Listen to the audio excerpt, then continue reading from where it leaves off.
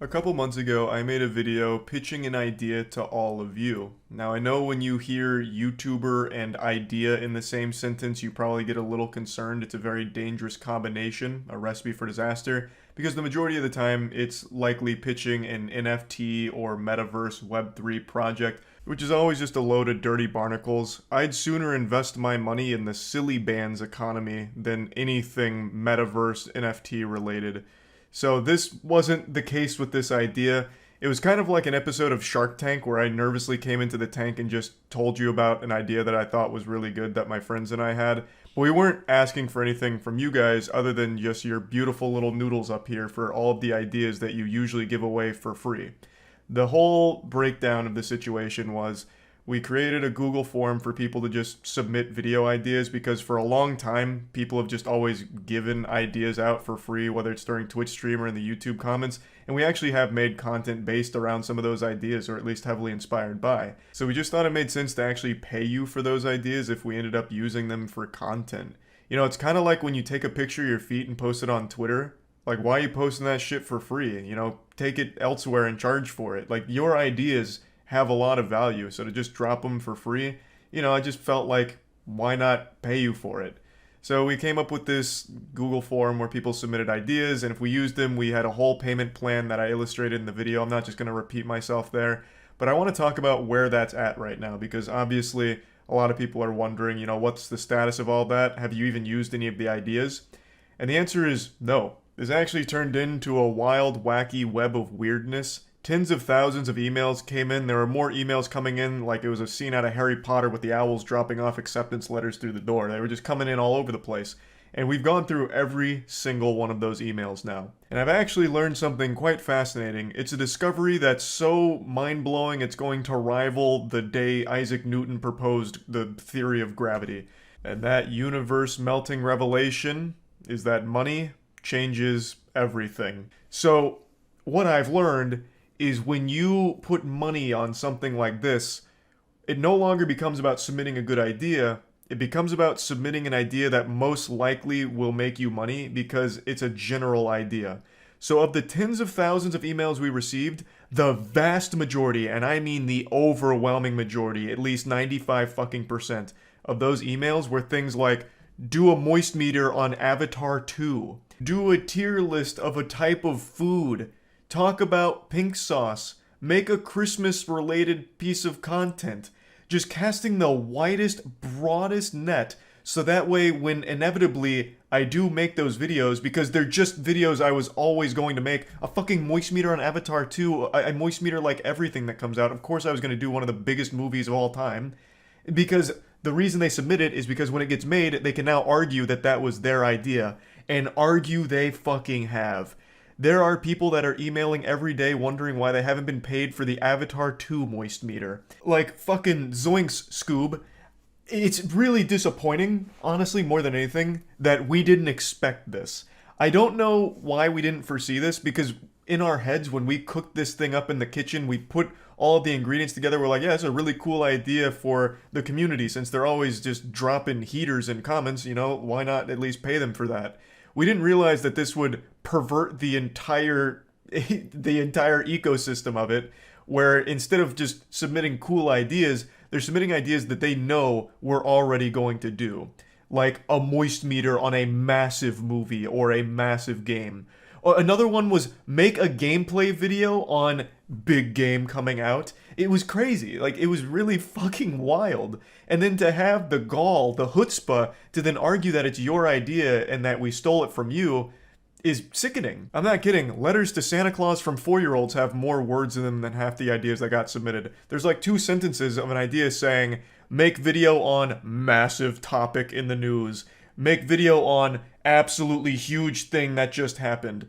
Content that I was already going to make. I talk about fucking everything that happens in the world. I made an entire video going over the M&Ms no longer being fuckable and all the drama that followed from that. Like, I already cover a large chunk of everything that happens. So when people submit 2 sentences and then their PayPal link, the idea that they're portraying is one that I'm already going to do, but they submit the idea because they know I'm already going to do it. Thus, they can then argue that they should be paid for it when the video inevitably gets made. And that's frustrating.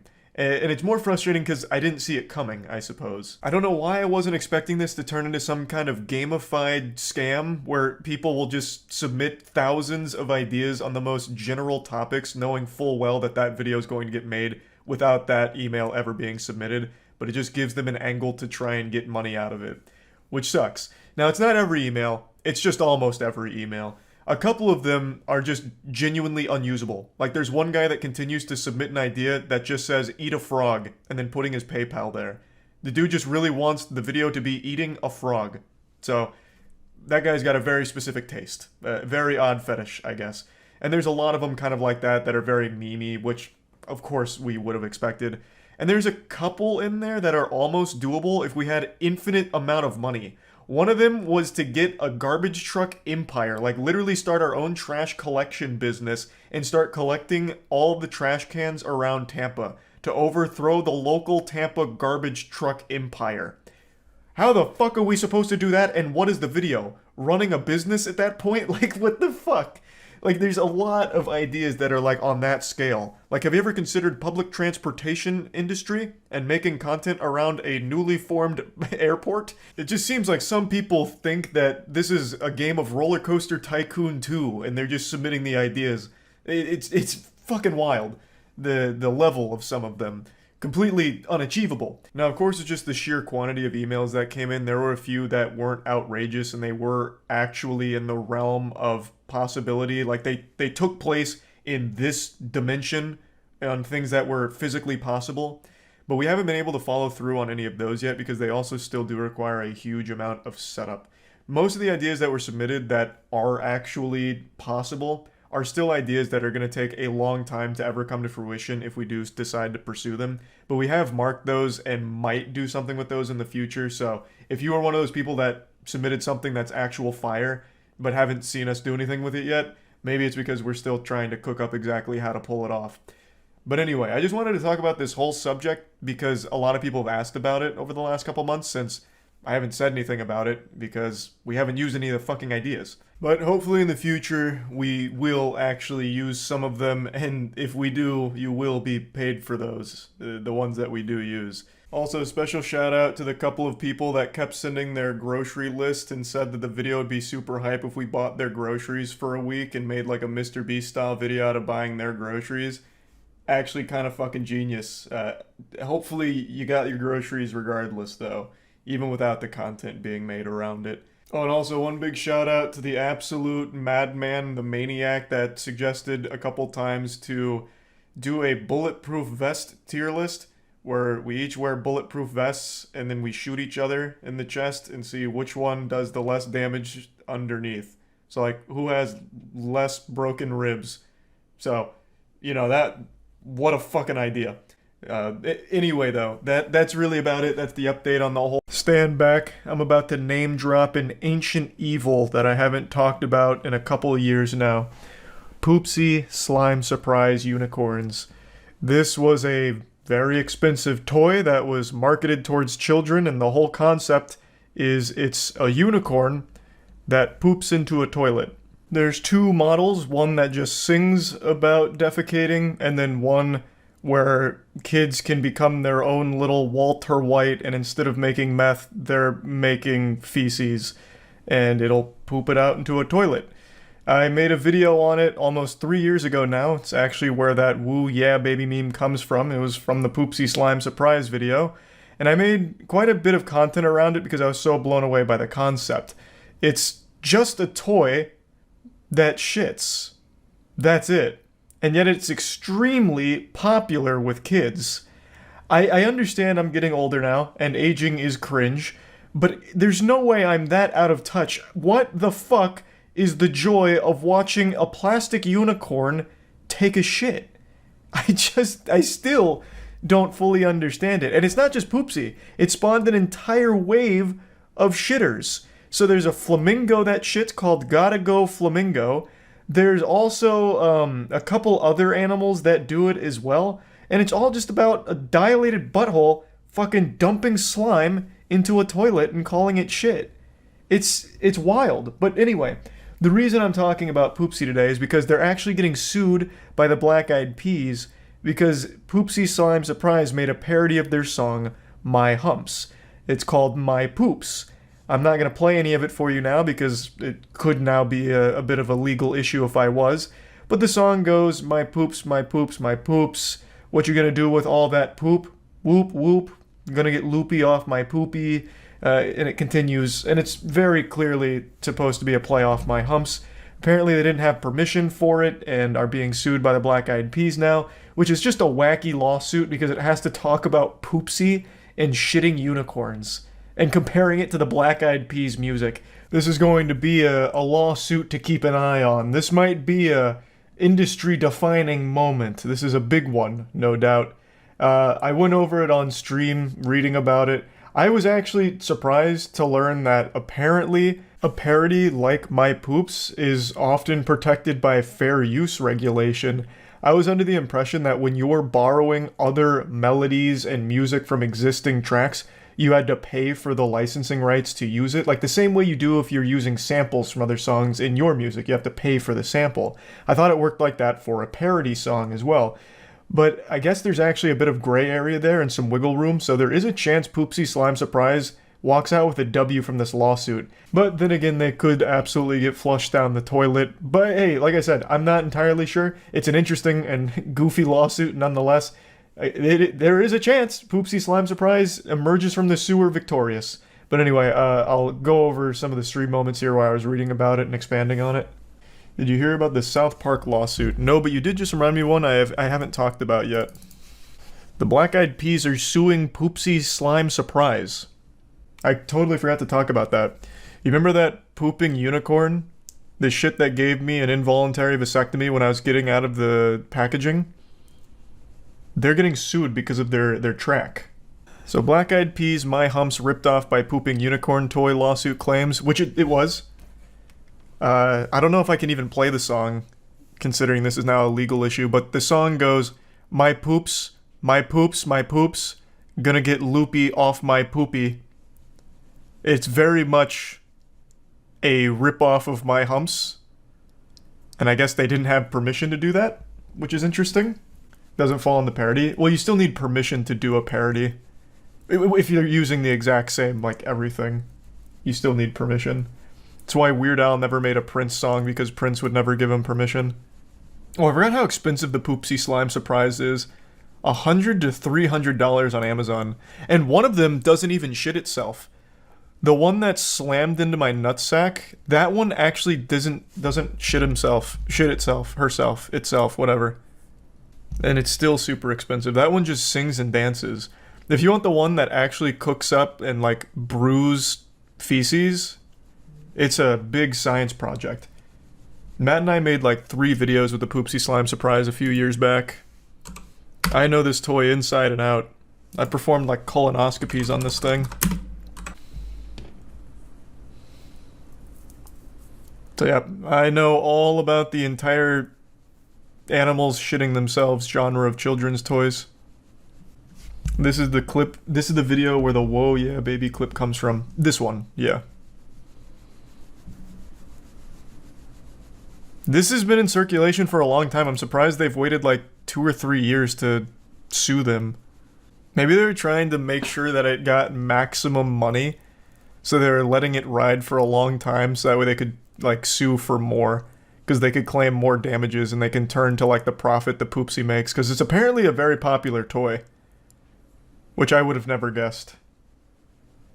That would have been a galaxy brain scheme, and it's probably exactly what the reasoning was.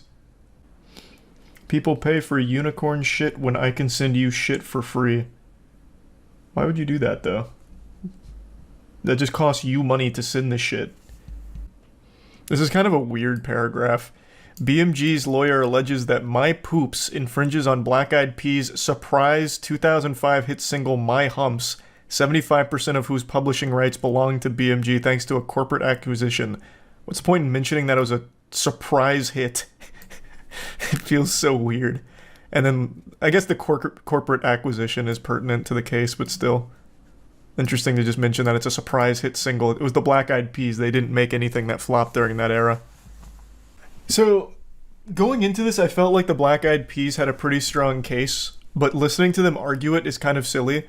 It uses a similar delivery and vocal inflections as used by Fergie on the original sound recording. I just couldn't disagree more. I'd love to pull up the song real quick, but I don't want to get slapped by this somehow.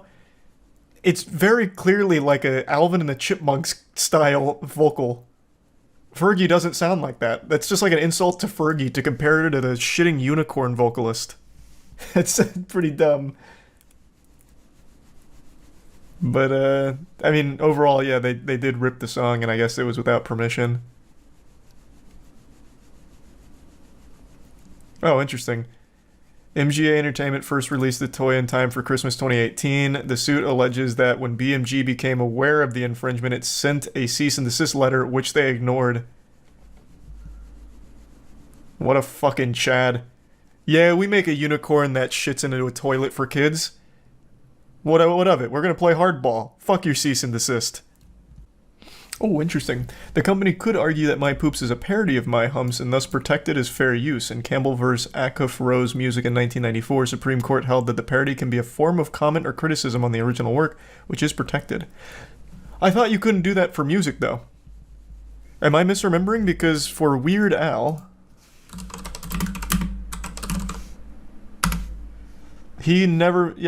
Weird Al never did a parody of a Prince song and never will. Because Prince didn't want him to. Now, was that just out of respect? Because I thought it was a legal thing. Okay. I was misunderstanding. I'm in my 30s now, so I'm not exactly a spring chicken these days, and the realization, the sad reality, has started to wash over me that there's certain things I'm just never going to do. I'm never going to be a professional athlete. I'm never going to get taller. Like, I'm too old for a growth spurt now. I'm never going to be able to eat trick cereal. The point is, there are things that I've wanted to do, but now it's just kind of too late for them. And one of them is an idea that I think is so diabolical that it becomes a masterpiece. And it's something I've teased on stream for a few years. It's an idea I've had for a horror movie for so long. Obviously, I'm not too old to make a movie. Jesus Christ, Francis Ford Coppola is like 4,000 years old. He was around when they were building Atlantis, and he just made a movie last year, Megalopolis. God bless. Megaflopolis was something special. Point is, that's not why I don't think I'll ever actually use this idea. It's just become very clear that it's a lot to take on to make this kind of idea come to life. So I just wanted to deep dive on it here because this idea is like a Minto and I'm the Diet Coke. I just need to erupt with this. I recently just blew the lid wide open on this idea on a podcast I went on called Wine About It, and now it's just, it's got me all giddy again because I think the idea slaps so fucking hard. So feel free to use this if you want. I'll part with it. It's a horror movie idea. I've seen like every horror movie ever made. If your mother's cousin made a horror movie that somehow hit a streaming platform 8 years ago, you bet your sweet bippy I watched it. You would be hard-pressed to find someone that's watched as many horror movies as I have. You would be basically trying to track down a fucking unicorn. I saw a movie last year called Bagman in theaters. I bet you didn't even know that movie existed. It's a horror movie about a weirdo troglodyte that puts people in bags and then goes back to his cave. Like, come on, I've seen so much of this that I think I know what would make a horror movie truly traumatizing. Something that's never been done before. And I've teased it on stream that I've had this idea for years, but it's pretty obvious I'm never actually going to do it. So, my horror movie idea revolves around the concept that what you're seeing isn't just a movie. I always believed that to really rattle someone, to unnerve them, you would need to convince them that the movie they're watching is more than that. Kind of like what Blair Witch did back in like the late 90s. But found footage is more like found fuckage. It's just not very good anymore, and everyone's in on the shtick. No one's ever going to watch a found footage film and be convinced that it was real. At least I don't think so. So, I thought outside the box. About 3 years ago, something like that, I got reached out to by a movie theater company that was asking if we ever wanted to live stream in movie theaters. A peculiar offer, but the idea of having the Revolver God on the big screen, that's a game changer. But honestly, I just didn't see like a whole lot of potential with that concept. Like the idea of live streaming the movie theaters probably could work, but Like, what the fuck would I be streaming? Like, grinding Marvel Rivals? Well, I mean, 4 years ago, it'd be, probably repeating the Souls Marathon back then. So, didn't really do anything there, but it got the old biocomputer up here and the flesh machine turning. So my friends and I started brainstorming and gave birth to the most evil horror movie idea ever. So, what the idea is I would make a video, like a normal video, where I sit down and say, like, hey, we're going to be doing a live stream in these movie theaters across the country where we'll be doing my most dangerous video ideas live on the big screen. Get the popcorn, get your friends, and get ready to be blown away by my most death-defying feats. I've talked about this before in videos where I've had like some absolute stinker ideas for content that were just, it's be rolling the dice on my life for no reason.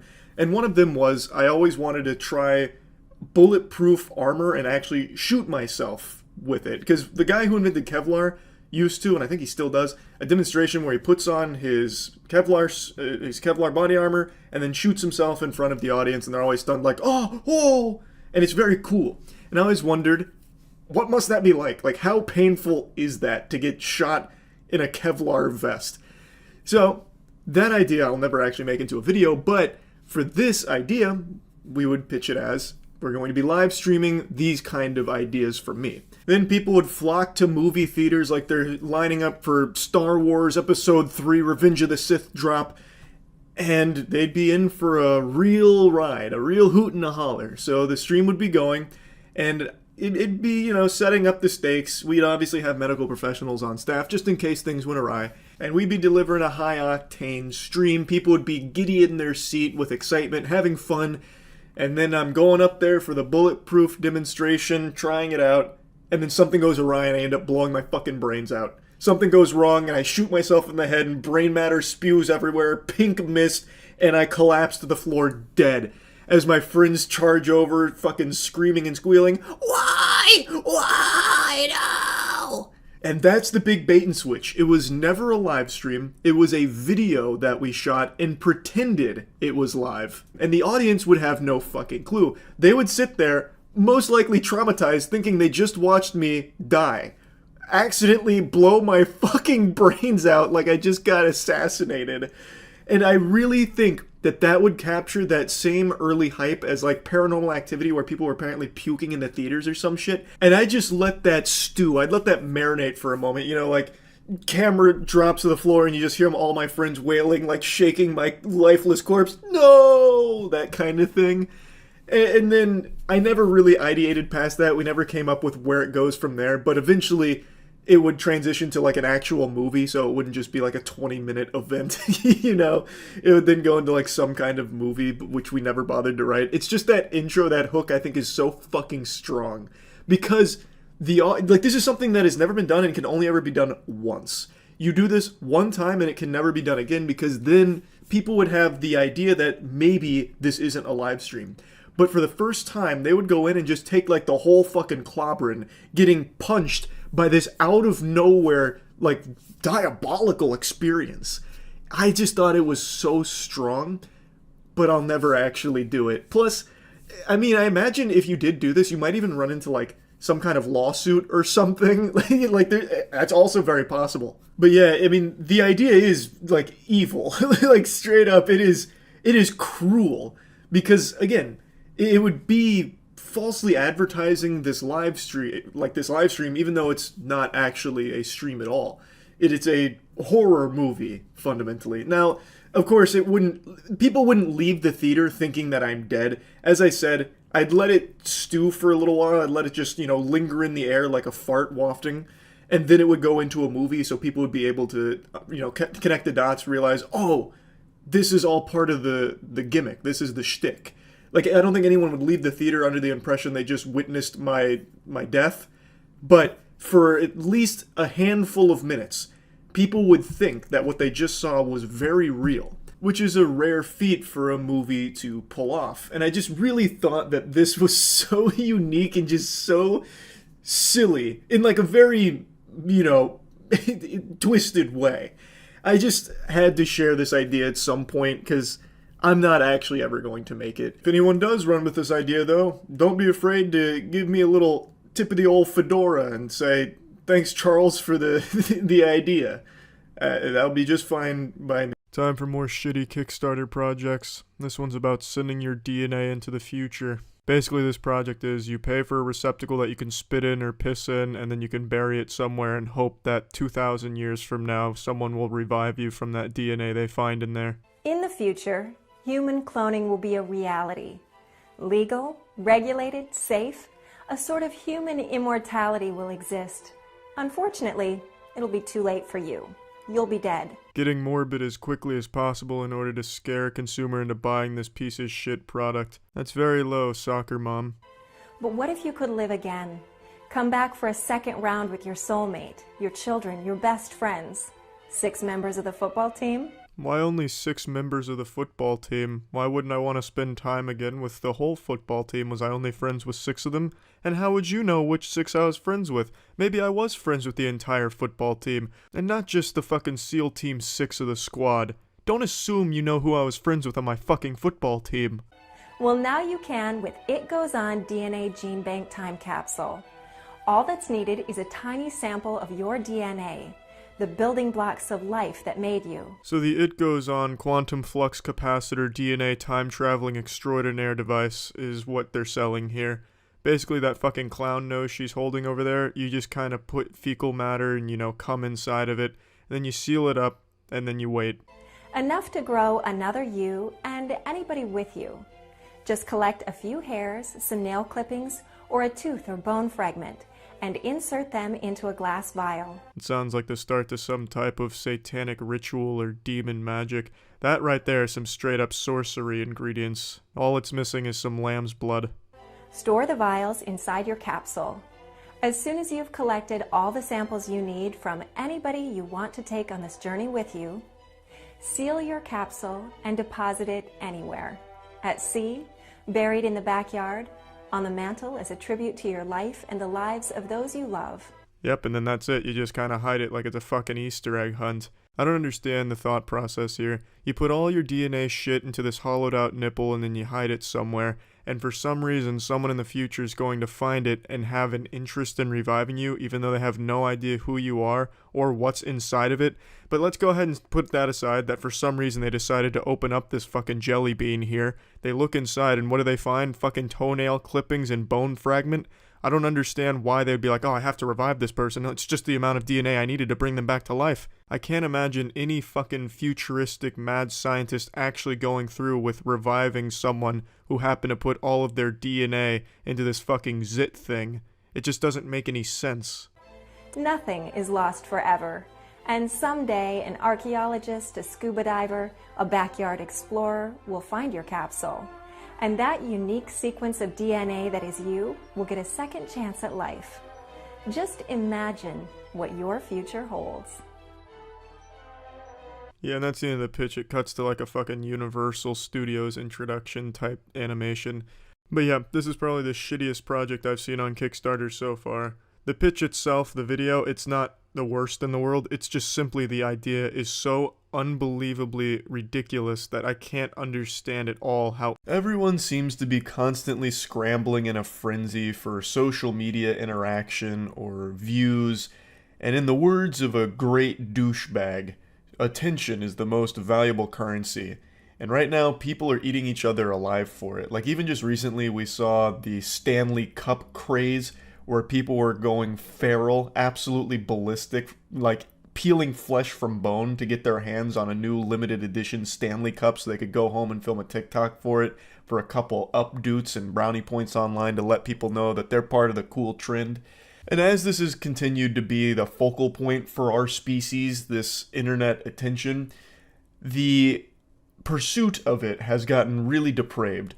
Over the last few years in particular, on YouTube specifically, we have seen so many people try some extremely dangerous things in order to stand out from the crowd, whether it's really dangerous or cruel pranks, people getting themselves shot for the sake of their content, or getting themselves even killed for the sake of trying to produce content that'll get a lot of eyes on it. Like shit, it's in streams too. Half of Kick right now is just the most hateful garbage from people trying to be incendiary and get themselves beat up in a fight. Just like, Watch Me Get My Ass Beat, episode 500 with Jack Doherty.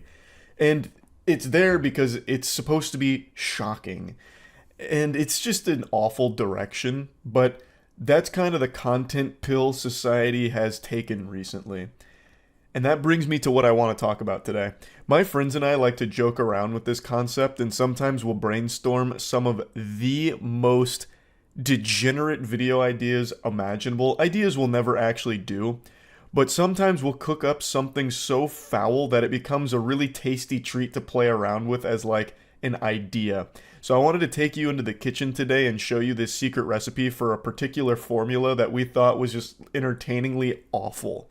This is perhaps one of the worst ideas we've ever had for a video, and I just have to share it because I do think about it from time to time.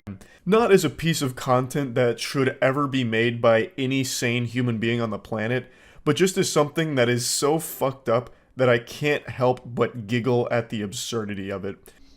Would you ever donate sperm? Okay, this is another idea I think we'll never actually do, but it's an idea we tossed around as a joke that I think about from time to time. I don't know if I ever said this on stream. It's a diabolical idea. I want to preface by saying that. If all of us donated sperm, and when you donate sperm, there's like a whole process you have to go through to make sure you're like okay to do that, and that people would choose your sperm and all of it. Like there's a whole bunch of bells and whistles and hoops to jump through for it. You can't just go there and be dumping DNA willy-nilly. But we thought it'd be really fun if we went as a group to do that. And someone uses our sperm. I think you get notified if it gets chosen, like if someone's using your load. And we would make a video checking in on the families that used our sperm in 18 years and see who had the most successful child. To see whose sperm was like the mightiest and produced the best offspring. But it's kind of a fucked up thing to do. But as a concept, it's like, that's kind of fire. Like, no, my kid's actually the best. Look at this. You know, he just graduated high school, straight A's, and he's got a scholarship to USC. It's like, damn, no, my kid's got a crippling heroin addiction. Shit, I'm out of the race. Darn. Like, conceptually, it's a banger. But morally, well, there's a lot of gray area to work with there. Maybe an 18-year-long content investment.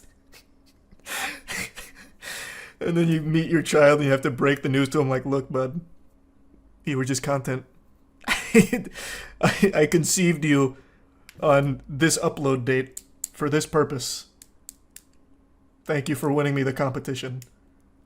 The 23andMe would go crazy, though. Hey, that whole thing would go crazy. The winning child gets the ad revenue. Yeah. But just think about, you can make a whole slew of videos out of that. You can make like, you know how people do those time lapses of I took a picture of myself every day for 6 years or whatever? We do a time lapse of like our children from a distance. The parents can keep us updated on their activity. And we have like after 18 years, this beautiful montage of our child growing up. And then we get to see who wins in the end. That's like a whole season's worth of activity. Yours would definitely win. I don't think so. I think if the whole crew gave their semen and let's say we actually pulled the trigger on this downright evil idea, I think I would probably not win. My genes aren't great. I'm 5'6". I had terrible mentality growing up. Acne out the wazoo. Like I think my kid would probably not be super happy. I think of our group, Chase would win. Chase is a specimen. Chase is like one of the most gifted athletes without ever trying. Anything he does that even remotely resembles athleticism, he crushes. And he is naturally good at everything he does. Literally everything Chase does, he is incredible at. I think Chase would produce a superstar. Yeah, but you're smart. Chase is so much smarter than me. Chase blows me out of the water. Like, out of our group, I'm probably the fucking dumbest too, so I don't have anything working in my favor. I would lose this competition right away. Bro, I'd give birth to like another fucking Jack Doherty. They'd be miserable. I'd be ashamed. Meanwhile, Chase is gonna have like an actual hero, a champion. There's actually a documentary that ran for 50 years and was pretty much this concept. They followed a group of children from elementary school until they were elderly and would check in every 7 years or so. You slowly saw them devolve into druggies over time. Well, that made me really sad. It was like really wholesome until the last sentence. Well, hopefully this wouldn't. Hopefully our idea wouldn't go like that. Not that we're ever doing it, but that would be a very sad ending. If your kid's a speedrunner, do you automatically win? No, absolutely not. It was illegal and Dateline covered it. The study that he was referencing, whatever that was. Yeah, I'd never even heard of that. What do you consider an early loss? If we did this? Well, I don't think you'd have an early loss unless the kid dies. Like, I don't think there's a disqualification. Or I guess if they get thrown in jail. Those would be like the only two things that would be an early disqualification, I think. Man, that'd be fucking tragic, though. Imagine we're doing our, like, I don't know, quarterly check-in on our child. And we learn that they've either been jailed for some heinous crime or dead. That'd be the worst fucking update to that video. Like, damn, guys, I lost.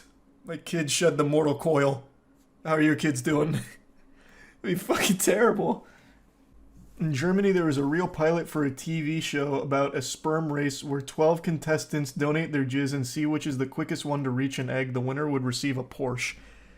That's too deep into the content pill. You know, it is actually an evil idea, but it's one I think about from time to time. It's like the craziest idea that I think we've ever just joked around about. Make your kids play League all day, leveling accounts, and whenever they get an account to level 30, they get their meal. That's just torture. Ours is more humane than yours. Fucking maniac over here. Jesus Christ.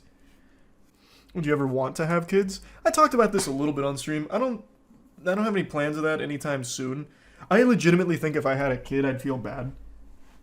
My kid would undoubtedly be short. I don't think somehow my father's tall genes skipped my generation and the next one would get it. So my kid's going to be around my height, 5'6", probably, unless the woman is super tall. So I feel like I'd feel bad for him because it's not easy, especially with social media, constantly getting picked apart for every small insecurity or weakness you could ever imagine for yourself. And short is like the most commonly accepted one that's still fine. Like no one bats an eye when you're insulting someone for being short. So I feel like the kid would need a very strong chin, and there's just a good chance he wouldn't have it. If I ever wanted a kid, I'd probably adopt. There's so many kids without a home right now. There's an overabundance of kids that don't have a home. Is your mom short or did you get unlucky? My mom's short, my dad's super tall. And I got the height aspect from my mom. Mom's 5'2", dad's 6'5". So I went closer to my mom. I didn't even split the middle. The middle would have been around like 5'8", 5'9". It's sad you think that just get your height. I'm fine with it. I can handle it. But not all great things in life first started as an idea. Someone brave who wasn't afraid to ask, what if? Automobiles, electricity, ass eating.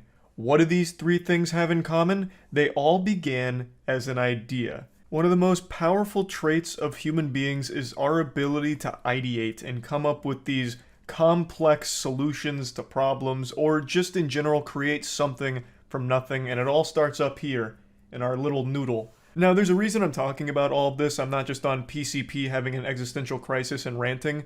The other day, my friends and I came up with a really fun idea that I thought would be just a really overall positive thing.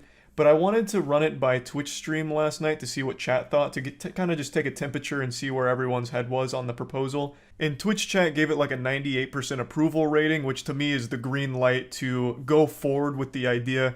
If your voice wasn't heard, it's probably because you weren't in stream last night, so shame on you. The best idea you could ever have is stopping by my Twitch streams at twitch.tv/moistcritical. I stream every day. Hope to see you there. Anyway, though, here's the overall idea. For the entirety of my 15 or 16 years on YouTube now, people have just openly left suggestions for content I should make in the comment section of my videos, or in Twitch chat, or just directly emailing me with video ideas.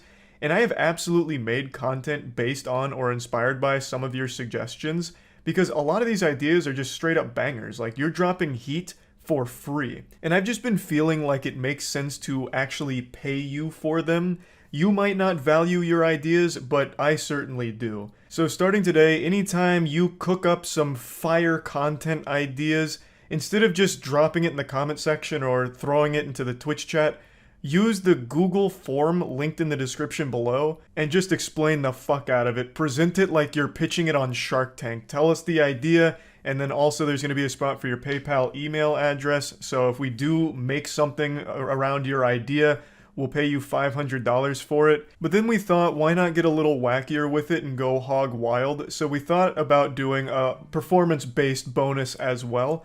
So if your idea goes hard and the video we make around it pops off, we'll give you an additional $500 if it gets 1 million views. And then after 1 million views, we'll give you an additional $100 per 100,000 views that it gets post 1 million over the course of a 30-day period. It's easy to track performance over the course of a month, but this isn't something that could live in perpetuity because tracking a video for years down the line is just kind of a headache to keep track of like all of that and whose idea that was. So for the performance-based bonuses, it'll be over the course of 1 month, so just a 30-day period. Now, a question Twitch chat asked that was a really good question is if multiple people submit the same idea, who gets the money? The only fair way we figured out to do that is whoever submitted it first. The first person to give that idea will be the one that receives the money for the idea. I think that's the only way that makes sense. To me, all of this sounded like a fun idea and a way of saying thanks and giving back for just some of the ideas you've been freely giving away for years now. And Twitch chat seemed to agree and convince me it was a good idea, but maybe they were just straight up fucking lying and I look like an absolute idiot right now, a true imbecile. I don't know, but to me, in my tiny little brain, this felt like a fun, good idea. But that's not the only thing I'd like to discuss. There's actually another topic that I'd like to go over today. But before doing that, I want to start with something that I haven't said in a video yet, but if you tune into my streams, you'll know. Moist Esports got its first official sponsor, and it's one that I'm really happy about. It's Opera GX, and they're also sponsoring today's video. Big thanks to Opera GX for sponsoring this video. Opera GX is the best browser available. It's one that I've been using every single day for the better part of the last 2 years now, and I've never looked back. I love everything Opera GX offers, from the customization to the personalized wallpaper to every single feature that they have available. So for example, let's say you're currently using Chrome. One feature Opera GX has is you can import all of your Chrome settings directly into Opera GX seamlessly. Opera GX also has its own extension store, but all the extensions you're used to with whatever your current browser is also still work on Opera GX, such as Chrome extensions. And another really cool thing is the GX profiles, where you can set it up exactly how you want it to run. So if you're streaming, for example, you can set up the configuration to streaming where it'll no longer show any private information to viewers. Or if your PC's not doing too hot, you can also set it to configuration potato, which just is browsing in its most basic form, so there's no stress on your computer. Opera GX is just the best browser available, so I highly recommend it. You can download Opera GX for free by clicking the link in the description below. I'm still super happy that Moist Esports first sponsors Opera GX. Just what a great partner. So again, big thanks to them. Now the next thing I'd like to talk about is in regards to the thousands of channels that exist now that just re-upload my Twitch VODs, or they'll cut up my Twitch VODs into a few parts and call them like Moist Moments or Moist Critical Clips. And people have been asking me, do they belong to me? And if they don't, how do I feel about it? The answer is no, they don't belong to me. And how do I feel about it?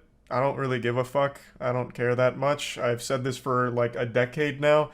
I make content and do all this shit for fun. If someone's going to re-upload it, I don't really have a problem with that.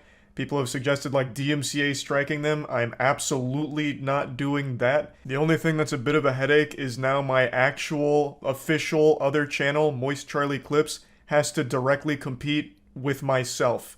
Because a lot of these channels are owned by people that aren't in the US, they're uploading while I'm asleep, so I'm not even able to upload my own content before they do, since they're awake when I'm catching some fat snoozing.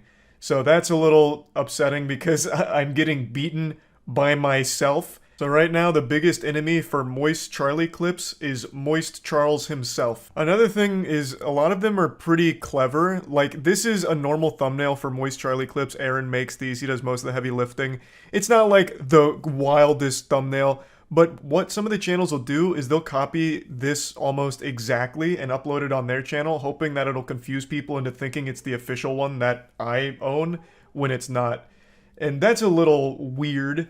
But another thing that I also think is pretty clever is some of the channels will actually even censor the swear words because cussing, saying fucks and shit, leads to a lower CPM. So they'll actually bleep it or censor it in order to get the most bang for their buck when re-uploading my VODs.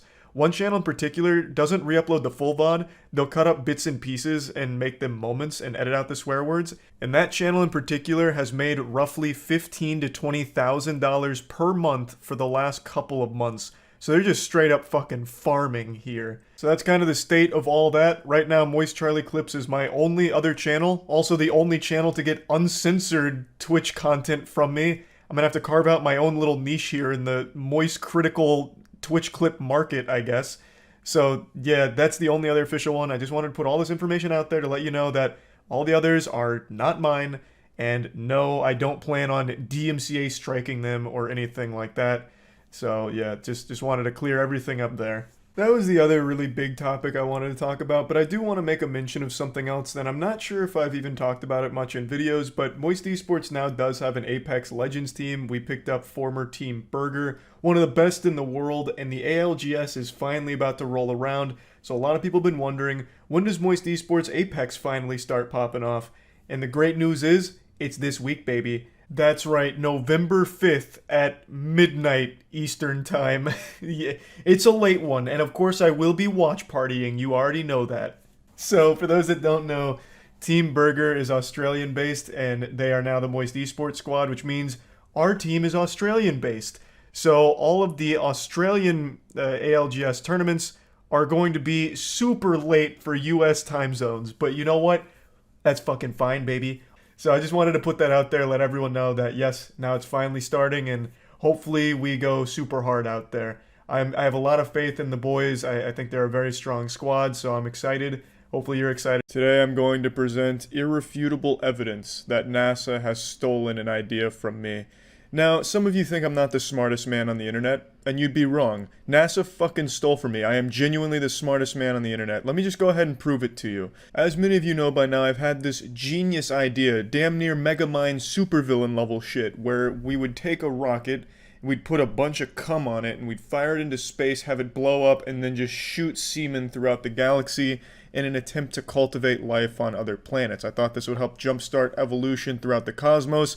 I just genuinely have believed this to be an incredible idea for months now. I've been coming up with blueprints. I've been hypothesizing how to make this work if I had Elon Musk's levels of wealth and power. And I really think I was onto something big. And clearly I was in the right ballpark considering NASA is doing this exact same fucking thing with a few modifications. Now in my scheme, the biggest obstacles I had to tackle and figure out a solution to were of course how to prevent the semen from freezing. It's very cold in space and semen like a very warm climate from what I understand. So I was trying to come up with maybe putting little sweaters on them or something in the missile so when it explodes they're kept nice and warm. Also, the other issue I had is how would they make it through the atmosphere on the planets? They'd be fucking burning up in the atmosphere. So I was coming up with ways of maybe making some type of hyperbolic time chamber for each individual sperm load. Like each load comes in its own little, like almost Pokeball capsule where it's a beautiful temperature for sperm to exist in. It's also made out of adamantium so it doesn't break when it hits the planet, immediately at least, but it would erode over time. I was coming up with all kinds of great ideas, and NASA... they had their own ideas, all based off of my design and my plan. So let's just go ahead and really dive into what NASA's doing and how it overlaps with my idea.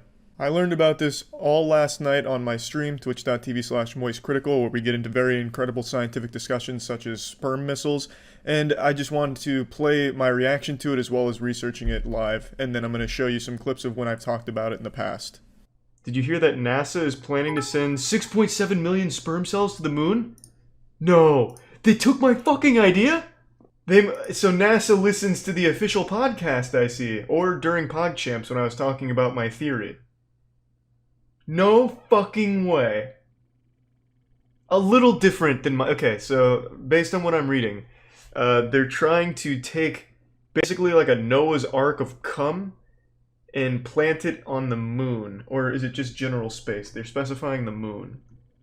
They're trying to create moon people. So my idea, the original idea that clearly inspired NASA was I said, what if we gathered a fucking ton of cum and put it on a missile that we just shot into space and had it blow up, spreading sperm throughout the galaxy to see if maybe we could jumpstart evolution somewhere deep out there. So they heard that clearly and said, what if we do that in a way that almost works? Man, what the fuck?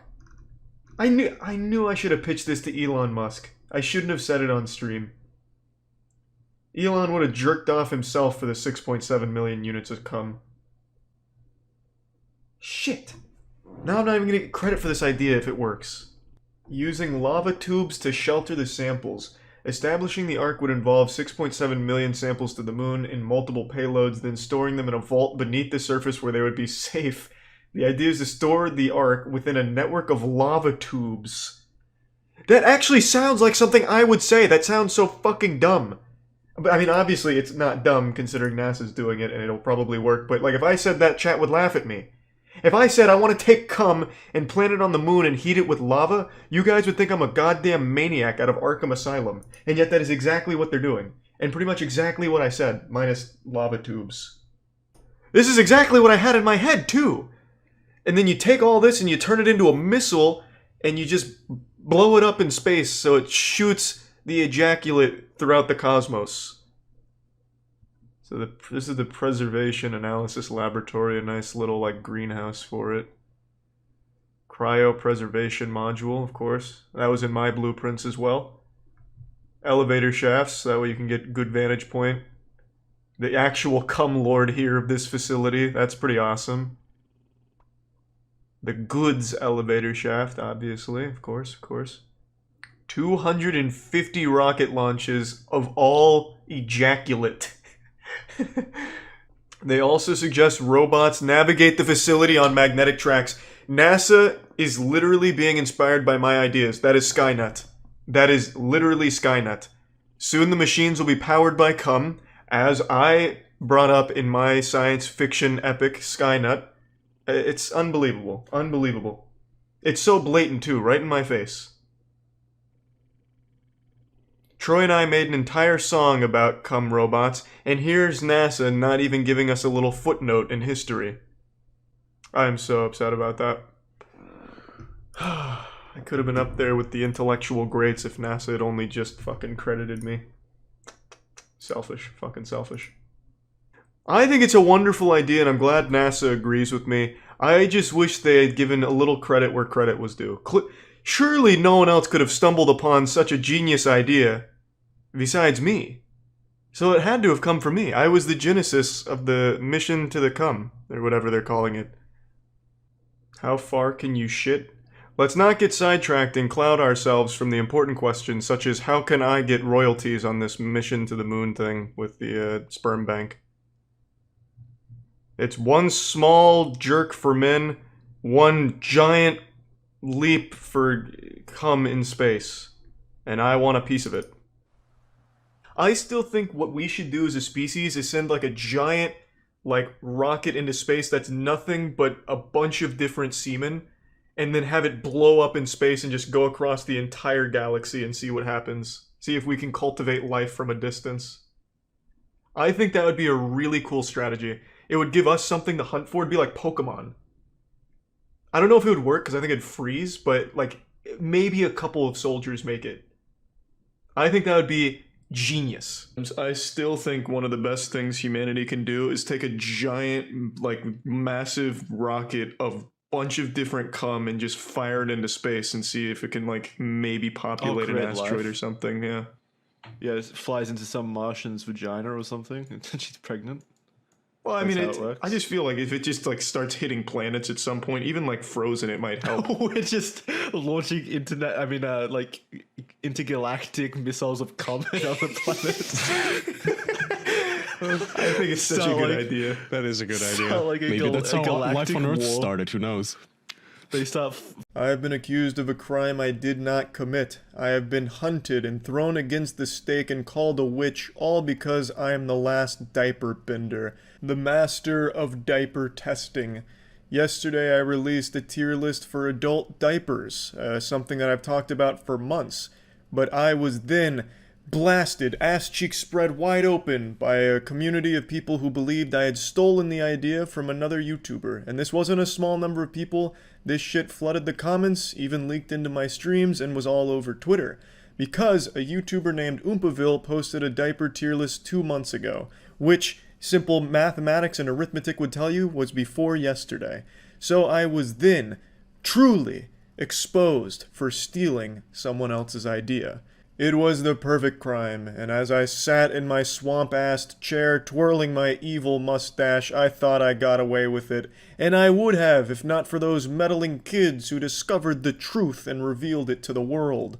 Only that they're all wrong. I'll reveal it like Darman. You see, the truth is, the adult diaper tier list is actually something we've talked about consistently on my streams at twitch.tv/moistcritical. Please feel free to stop by if you want to put a few extra inches on your penis. We've talked about it for, get ready for this grand reveal, almost 3 months. Yeah, we've been talking about this for a while. In fact, the first dating of this, to carbon date the idea of the adult diaper tier list, which of course has never been thought of in the history of humanity until it was dreamed up during one of my streams, the first known instance of this popping into this dimension was December 26th, during a Mr. Krabs overdoses on ketamine stream I was doing, chasing the world record, of course. Instead of showing you a clip from the VOD, I'll just show you a clip from a video I posted where I even had it in a YouTube video instead of just on stream. And this video is from December 27th, which predates Oompaville's video on adult diapers. Adult diapers tier list? That's a pretty good idea. There's a lot you could grade on that, like absorbency, comfort, maneuverability, like can I play a basketball pickup game in these adult diapers? Actually, that's a pretty fucking good idea. I don't know how comfortable I'd be pissing myself on camera, but for the sake of the tier list, I'm gonna write that down actually.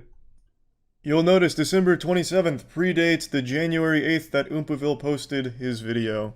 I actually knew Oompaville posted this video 2 months ago because people from stream told me that the idea was stolen, and I said, I don't give a fuck. I don't think there's any such thing as stealing an idea like this, because I thought we were over that phase of the internet where everyone was childish saying that only one person is allowed to make a video on anything. There's only one person allowed to put that flag in the ground and say, this is my content, anyone that does anything similar is stealing.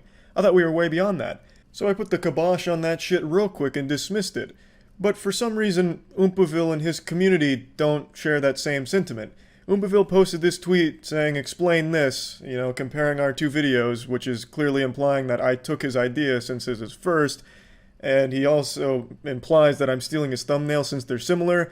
I'll go ahead and defend that. This thumbnail for the adult diaper tier list is the exact same kind of thumbnail I use for every tier list ever. It's just a still from the video with a still image of part of the tier list. That's it. His is the same thing. It's just a really generic thumbnail. That's all there is to it. That's not that deep. He goes on in the tweet to say he was just joking, but no one in the tweet besides him picked up on the joke, including me when I first saw it. And most people just accused me of stealing, which then had a lot of his community go to my stream to accuse me of stealing, and a ton of people to go to the comments and make the same accusations. So it didn't really land if it was supposed to be a joke, and has just now become like a drama thing where people are emailing me about it saying, why are you stealing content? I thought you were above this. You criticize people for stealing shit all the time, and now you're doing it. You're just as bad as them, you hypocrite. It's frustrating. Adult diapers are being treated like this holy grail, this sacred artifact that only one man was allowed to touch, and it was Oompaville. And once he touched it, no one else was allowed to put their dirty little paws on it. And that's just unfortunate, considering this is something we talked about for months, and I just put it off until recently. Also, I want to make it clear, I have no problem with Oompaville, and I enjoyed his adult diaper tier list very much. But let's just go ahead and say, setting aside the fact that I didn't steal it from him, as is clearly proven by a video that predates his, but let's go ahead and say that didn't exist, and I made this adult diapers tier list because I enjoyed his so much, I also wanted to review adult diapers myself. What the fuck is the problem with that? I really thought we were beyond this. What's happening here is shit that happened back in like 2011, where when PewDiePie would play a game, if anyone else on YouTube played that game, they'd get mass disliked by PewDiePie fans, as if he owned the fucking game. Now we're going back to that mentality? That's so fucking silly. That is the dumbest shit. More than one person is allowed to make shit about a specific area, and a specific thing. Obviously, I'm not talking about people that just blatantly rip and steal content, going beat for beat, recreating someone else's content as their own. That's called plagiarism. That is completely different. At no point in any of our two videos do we really overlap doing the same shit or saying the same shit. It's very different content, all on adult diapers. I can't believe that we're having a fucking Diapergate conspiracy theory here about this shit, about who stole what, but here we are. That's just the internet these days. Anyway, that about covers that. Hopefully I've proven my innocence. I didn't have a lawyer here present to represent me, so I hope I did a decent enough job of defending. I had perhaps one of my best ideas ever last week, and it was for a tier list, because I've been really fucking into making tier lists recently. Basically, the tier list was a YouTuber's asshole tier list based on taste. And I don't think many YouTubers would let me just straight up eat out their asshole, just give them a rim job and put it on a tier list. So instead, I remembered something that I learned about back in college called edible anus arrangements, which is a take-home asshole mold that you apply to your butthole and then ship into the company, which turns it into a chocolate based on the impression from your real-life, God-given brown balloon knot. It takes your chocolate starfish and turns it into a gourmet chocolate to be enjoyed by your friends and family.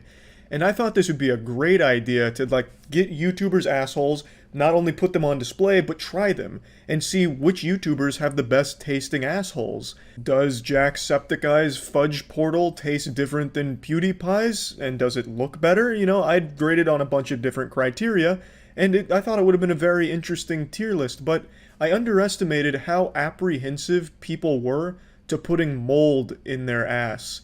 You know, for me personally, it's like, yeah, I wouldn't want to do that. Like, I wouldn't just be kicking back on a Saturday with a Miller Lite in hand and putting mold in my ass. But if it's for the sake of a tier list and for science, I'd take one for the team. I'd be a good sport about it, like a real champion. I'd trooper through that. But I guess not everyone thinks the same way, and a lot of people are shy about how their asshole looks, I suppose. And there was just a lot of factors that I didn't consider. So surprisingly, there wasn't a whole lot of interest from the YouTuber community in letting me try their assholes, so I don't believe I'll ever get the chance to make this tier list. Maybe somebody else could try and get this going, like maybe Mr. Beast could organize a YouTuber asshole eating competition for $100,000 and you win your own island. I don't really know. But for now, it looks like I won't be able to make this tier list, and I think it's a real shame because I thought it was one of the best tier list ideas that's ever been hatched in this corporeal dimension we inhabit. I thought it was an absolute fucking banger of an idea. And honestly, I think the reason a lot of people declined is because they looked up edible anuses, and there's a video on YouTube where some girl goes to get an edible anus made of her butthole, and she didn't bother to wipe her ass, so when they take the mold off her ass, there's just a bunch of shit particles all over it, just crusty little shits hanging all over the mold. And that was also a hazard that I didn't stop to think about, because what if one of the YouTubers decides to play a 3 a.m. prank on me with a haunted butthole, where they take a shit and they don't wipe or clean themselves, and then they do the asshole mold impression, ship it away, and by the time I get it, I'm literally just dining on their fucking shit. Which would be terrible, but a great prank, which was something I didn't think about. So honestly, it might be for the best that everyone that I asked declined, and declined pretty outright. There was almost not even that kind of attempt to fake interest in it where people are like, oh, it sounds like a great idea, but I'm gonna have to pass. It was just a straight up no, what is wrong with you? Which makes sense. I can totally respect that. I also imagine some people are just kind of afraid of it, because especially if you have a hairy asshole, you might accidentally give yourself a fucking Brazilian wax with it, which would hurt very badly. And it might even leave a weird impression where your butthole looks like it was attacked by fucking Wolverine from the X-Men. I don't really know what kind of role asshole hair would even play in the impressions of the ass. So, I mean, there's so much, unknown variables that could have come into play there that, honestly, it really might be for the best that everyone declined that idea. But I think, on paper, that's probably one of the best fucking ideas YouTube has ever seen. It's just, unfortunately, we're not in the right day and age to really make it happen. The technology's not there yet. Until we can get actual edible anuses made without using physical mold, I just don't think we'll get there. So hopefully DARPA can get on that project and make edible anuses without needing the mold. Perhaps you could just 3D print someone's ass in chocolate using only pictures, but we're not there yet. And do I look awake to you right now? I hope not, because I'm pretty sure I'm sleeping, stuck in a nightmare of streaming services. It's so exhausting. Chick-Fil-A is apparently launching their own streaming service. Kind of. It's more so the company that owns Chick-Fil-A is launching a streaming platform, but even still, there's a lot of silliness to touch on with this. I've already been shaking my fist at the clouds about how absurd streaming platforms have become, and every company on the planet is fishing for any possible excuse to launch a streaming service to try and wring you out like a towel to get a couple extra doubloons to fall out of your wallet. And today it's been reported that Chick-Fil-A is putting their ass on that toilet seat as well. They're going to be having their own streaming service, apparently. Chick-Fil-A being closed on Sunday has given the executives some extra time to cook up some of the worst ideas imaginable. So, before going into the nitty-gritty and diving into the weeds, I think most sane people would probably write this off as a horrible idea. They're a fast food restaurant. They're not in the entertainment industry. They don't have a catalog of productions or anything except for like the Eat More Chicken commercials. But you can't really launch a streaming service that's just Eat More Chicken animated adventures or whatever. It's super stupid. It's not like they're gonna fill their Chick-fil-A Plus with, Martin Scorsese exclusives or anything. It would very likely be just quickly shot, haphazardly thrown together garbage, would be my guess. Again, Chick-fil-A is in the fast food industry, not the entertainment industry. The only thing they entertain is my butt with a little extra poop when I eat too many chicken nuggets. According to Deadline, Chick-fil-A is working with a number of production companies and traditional studios to create multiple original shows for a streaming platform debuting sometime later this year. So mark your calendars, it's coming pretty soon. I can't wait. Maybe this is going to be the platform that picks up Halo Season 3. Imagine how blessed that would be. Halo partnering with Chick-fil-A to deliver the worst adaptation mankind has ever experienced, and bringing more of it. Thank God. Initially, the restaurant is said to be focused on family-friendly, unscripted programming, including a game show produced by Glassman Media and Sugar 23. I'd never heard of either of those companies, so I looked them up. Glassman Media has this impressive resume here. I've heard of 3 things on here: The Wall, and Bingo. All the others I'm in the dark on. Ex-Wives Club sounds like an absolute banger, and The Cowboy Way looks like Ram Ranch, and it was so good they brought it back to Ultimate Cowboy. Those actually look like the covers to those like erotic novels that you see on TikTok from time to time, or like a Chuck Tingle book or something. Maybe the show is incredible. Maybe it absolutely claps cheeks. I couldn't tell you.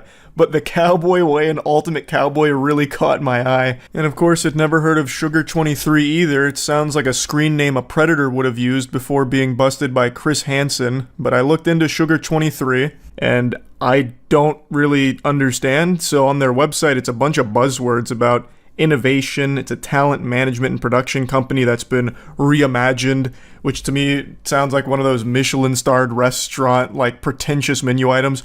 It's a deconstructed hot dog using squid. But they keep talking about, the mission to impact culture through entertainment, world-class entertainment executives in scripted and unscripted TV, film, and podcast. They create original premium content for global distribution. And here's one of their examples: P&G Studios, Time Studios, and the secret sauce, Sugar 23. I love that they call themselves the secret sauce. That is adorable. Came together to make a star-driven documentary series focused on making the world a better place. Sounds very wholesome. Quick side note, you know what I'm really tired of? Star-driven anything. The Borderlands movie should prove once and for all that people don't really give a fuck about the star power behind a film if everything else about it is terrible. This probably doesn't apply to that documentary series. Again, I don't know anything about it. But just that word star-driven or star-studded, that word is foul to me now. It's like poison. Let the material of the production speak for itself, and if there's great actors and actresses attached to it that people know, then that's just a bonus. It shouldn't be the selling point of a movie. You've just wasted a ton of money on an absolute dog shit script, talking about Borderlands here, and paid hand over fist oodles, millions upon millions of clams for a bunch of A-list actors and actresses that don't want to be in it and can't save it. It's just a waste. Anyway though, Glassman Media and Sugar 23 that we just learned about through this quick lore breakdown, this adventure I went on, they are slated to be working on this in some capacity, but down the line, the currently unnamed service could also feature original scripted series, animation, and content that's either licensed or acquired from other entertainment outfits. And thus is the curse of streaming services. Anytime one of these fucking things sprouts up, they always take from other already existing streaming platforms to try and get fans of whatever that product was to just immediately buy a subscription to your new one so that way they can continue to watch it. I hate that practice so much. Like, if you go to try and watch the entire Pokemon series, like Donkey illustrated in his video about streaming services, you have to go to, I think it was 7 different platforms to watch the entire series or something crazy like that. It's unacceptable. Like, that should just be illegal. It really should. It's such a headache. It's such a nuisance, and it's extremely expensive to do that. It costs more than cable for that, obviously. And if you have just one streaming service, your catalog is constantly dwindling and constantly subject to change, normally for the worst, because other streaming services are starting to poach from it. It just sucks. It super sucks. Companies don't really suffer for it, but consumers do. So I just imagine a world where Chick-Fil-A All Day Turbo Vision Plus, or whatever they're going to call the service, comes up and they just say, you know what, we're going to grab a couple of seasons from all of these different shows, this mishmash of a ton of beloved properties, and immediately slap them on our platform, and hopefully we can get some of those fans to just buy a subscription here so they can continue to watch what they love. I hate that. Like, it's so awful. I am beyond tired of all of these streaming platforms. It's so unnecessary. It's like Horcruxes. You have to just like defeat all of these other streaming platforms, kill them, let them die out, so that way you could just defeat this streaming menace and stop the gold rush once and for all. It's the only way. Chick-fil-A hasn't announced or publicly commented on the programming initiative, but a pivot into entertainment production could be part of a bigger advertising or customer data play. Customer data is more valuable than money at this point. Every single company on the planet is doing everything they can to grab as much data as possible. It is the number one currency in the world, period. It's fucking crazy how much they salivate over data. But anyway, Disney does it with Disney Plus, and it drove Walmart's interest in streaming, which ultimately led to partnering with Paramount Plus. I highly doubt that if this streaming platform launches, and it seems like it's going to, it's not really a question of if, more of when. It seems like they're already so far down the pipeline here that it's coming. And I just have no confidence in the quality of the shows they're going to slap on there. I just have no faith that there's going to be anything worth watching from the Chick-fil-A streaming platform. Now, maybe this will age terribly. Maybe in a year from now, this will be the number one platform. It produces just heater after heater. It's nothing but top tier level shows, but I'm just gonna stamp my nuts on this here. I bet it's gonna come out and it's gonna be fucking flops. It's gonna be a clunker. I'm speculating that this streaming service is going to go the way of Quibi. If any of you remember Quibi, God rest its soul. It came out and it raised hundreds of millions of dollars, and it tried to be this platform that delivered like big budget short form shows and movies, and they were all terrible. And that has since closed its doors, but it was a very expensive endeavor, and it was a very stinky one. I'm catching a whiff of that same smell with this pivot here from Chick-fil-A. It's a smell that smells smelly. I'm huffing these rancid fumes, and I think it's just going to be completely worthless. That's my prediction, but I'm no Nostradamus, so we'll see. I'm not Baba Vanga, you know. But here's a very important tidbit here. The idea of a company launching an entire streaming service filled with feel-good stories just to sell chicken is a bit odd. Peculiar indeed, but those stories might just feel super good and have you scratching at your neck for some chicken. It feels important to bear in mind that Chick-fil-A is owned by the Cathy family, whose independently managed trust was instrumental in the foundation of Trillis Studios, the Atlanta studio most well known for its frequent work with Marvel. Chick-fil-A's corporate ties to the entertainment industry make this kind of move somewhat easy to wrap your mind around to a certain extent, but it's much harder to imagine people actually wanting to sign up for yet another platform that's probably going to be filled with commercials. So the family that owns Chick-fil-A already has an entertainment background, and from the bits of research I've done, they also have a lot of studios that don't see a lot of work right now. So I believe the idea is to just have those studios churning out content for the streaming platform to hopefully get a little bang for their buck out of those studios that are right now just kind of dormant. So to me, this seems like less of Chick-fil-A itself making this platform, and it kind of just being more of like the face of it to a certain extent. So it's wanting family-friendly content. It's going to be obviously advertising Chick-fil-A, I imagine, but it's more so the family that owns it already has access to these things to make content, so they're just going to try and make it for a streaming platform just to see how it goes, because they can, I guess.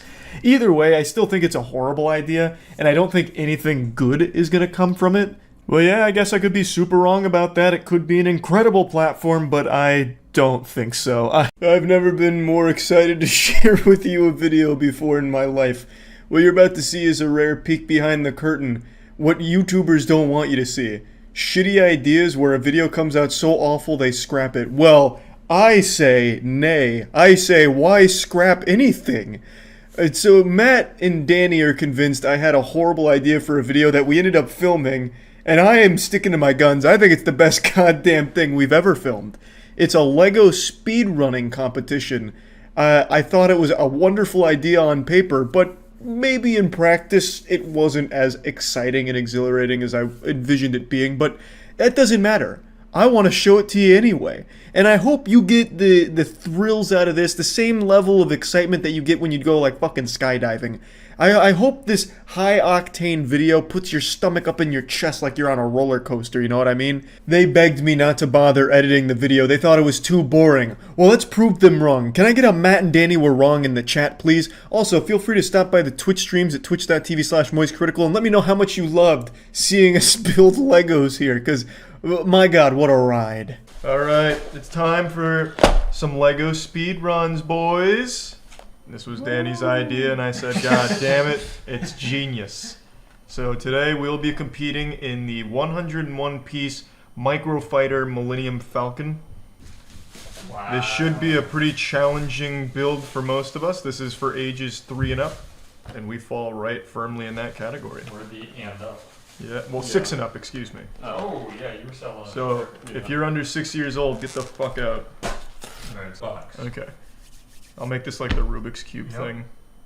And we're off. Look at him go. He's not even trying to Yep. do it the right way. We did caveman approach. I see Han Solo headless in there. Do you want this moved? No. I won't mess with it. Scan the code on the front cover. Nope. Okay. Han Solo first.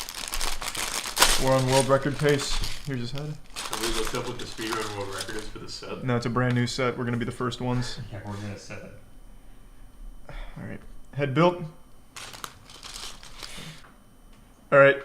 Step 1 done. Han Solo down. Where's his blaster? You have to do every single piece too. You can't skip anything. Sorry. There's no blaster build directions, Matt. Here it is. I really want to lay on the floor. Done. That's right where the carpet is. Lay down right behind him.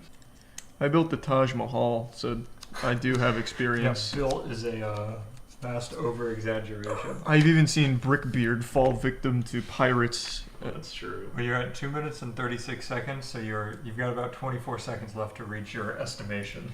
Oh, no, that's fine. We'll get there. Hard not to. And I swear to God, if they just didn't have Han Solo disassembled like the cartel got to him, I would have absolutely been on world record pace by a long shot. Well, Yeah. Well, there was no way of knowing, to be fair. Oh my God, there's even like an axle and pulley system in here. Jesus, this thing's gonna actually fucking fly. Alright, there we go. Looking good? There we go. Couldn't see that on camera. Trust me, it looked like a picture of Sasquatch. Just trust me. It's looking it good. looks great. It's looking good. Jesus Christ. Okay. We're at 7 minutes and 20 seconds. I messed up. Are you gonna get a sub 10? Oh my God. Wait, what the fuck? I don't think so. Wait, what? I think so. Oh, jet boosters engaged, boys. The first fusion core is Wow. attached. That's nice. Yeah, she's looking good. I mean, still, some fucking milk-drinking, snot-nosed kid is not beating this time. I can promise you that much. They should just put the parts in the order of appearance, so that way you know what you need when. You know what I mean? Mm-hmm. Kind of like credits in a movie. I feel like they need a lot more packaging. They can afford it. This is 10 cents per brick. This was fucking. That's true. That was fucking pricey. Yeah, this is literally $10. You think gold is even that expensive? No Yeah, chance. Per Size weight. bricks. Yeah, if we weigh that shit. Yeah. We melt this down into a plastic blob. I bet you it's more expensive than gold.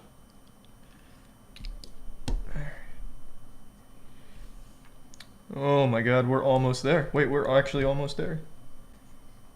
I guess it doesn't really matter where I put these. It's my Millennium Falcon. It doesn't have to No, for sit the speedrun, perfectly. it's gotta be exact. Otherwise, it's any percent. Yeah, otherwise Danny and I are about to crush you. Squish it all together, it's Yeah. done. Just tape it. Some of these steps are actually just here for no reason. Get Well, in there, you son of a bitch. There we go. Wherever it fits, it sits. Yeah, and that's what I'll have to do. It's a world record, Matt. You don't understand. I might skip this step. Oh my god. No, you can. Not for the world record. Ah, fuck, there we go. There's no way a kid has that kind of strength. That's why it's 6 and up. Oh, true. Yeah, they are adults at that age. I'll Oh, go oh, next. I'm almost done. I'm almost done. I think we should both do it. No, I'm not skipping the brake lights, Matt. Oh my Oh god. no, we lost Oh one my piece. And it blends in with the carpet. He'll I never found know it. we I did it. found it. I found it. Let's not fucking Just put it panic. on the carpet. He'll never know we skipped it. Oh my god, but do I have some bad news? I've used the wrong piece in step 12. Oh god. To go all the way back. No, hold on. I got a backup strat. Figure it out. No, that's it. Wait, you're already on time, Matt? Are you sure? Yeah, hold on. I just have to put Han Solo in a seat. That's the end when you put him in. Time. 20. I think he's the size of the ship. Yeah. 20 minutes and 10 seconds. That's a new world record. Let's go. Danny, get in here. Wait, why? Don't let my glory go to waste. Because this is a great thumbnail right Yeah, here. Danny. Wait, but Matt's not even barely in it. Oh, I'm in it. Bring your head down. Danny, he can't. Wait, You can't see. There's the thumbnail. That looks good. All right. Let me in the seat. So just to be Can clear, we please go at the same time so there's No. something interesting going No, on? Danny. It's not supposed to be interesting. I want this is you- athletics. I want you to save these.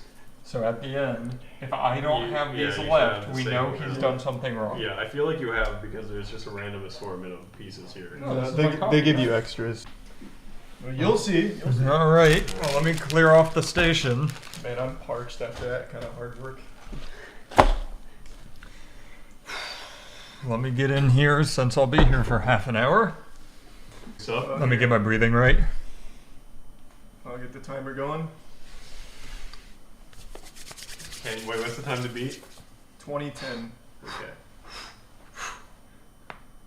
Oh yeah, we're I good. heard some good pops in there. Hands on the table. Wait, there's a rogue piece here. He's cheating. He saved it. He was trying to. He's get blending it in with the colors. All right, on my go. On your go. Once you touch that box.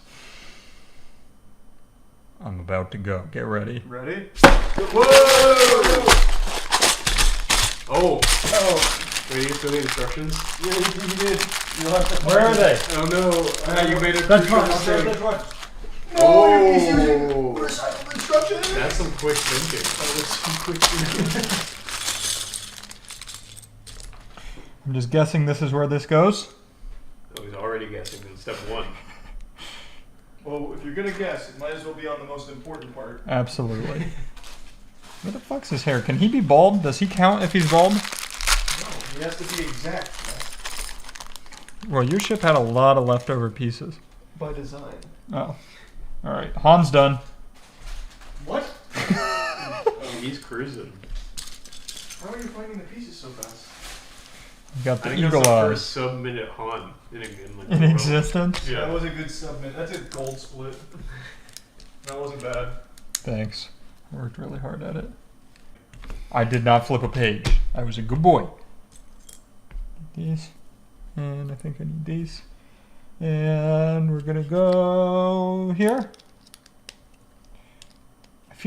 I feel fast. talking about flying. He is flying.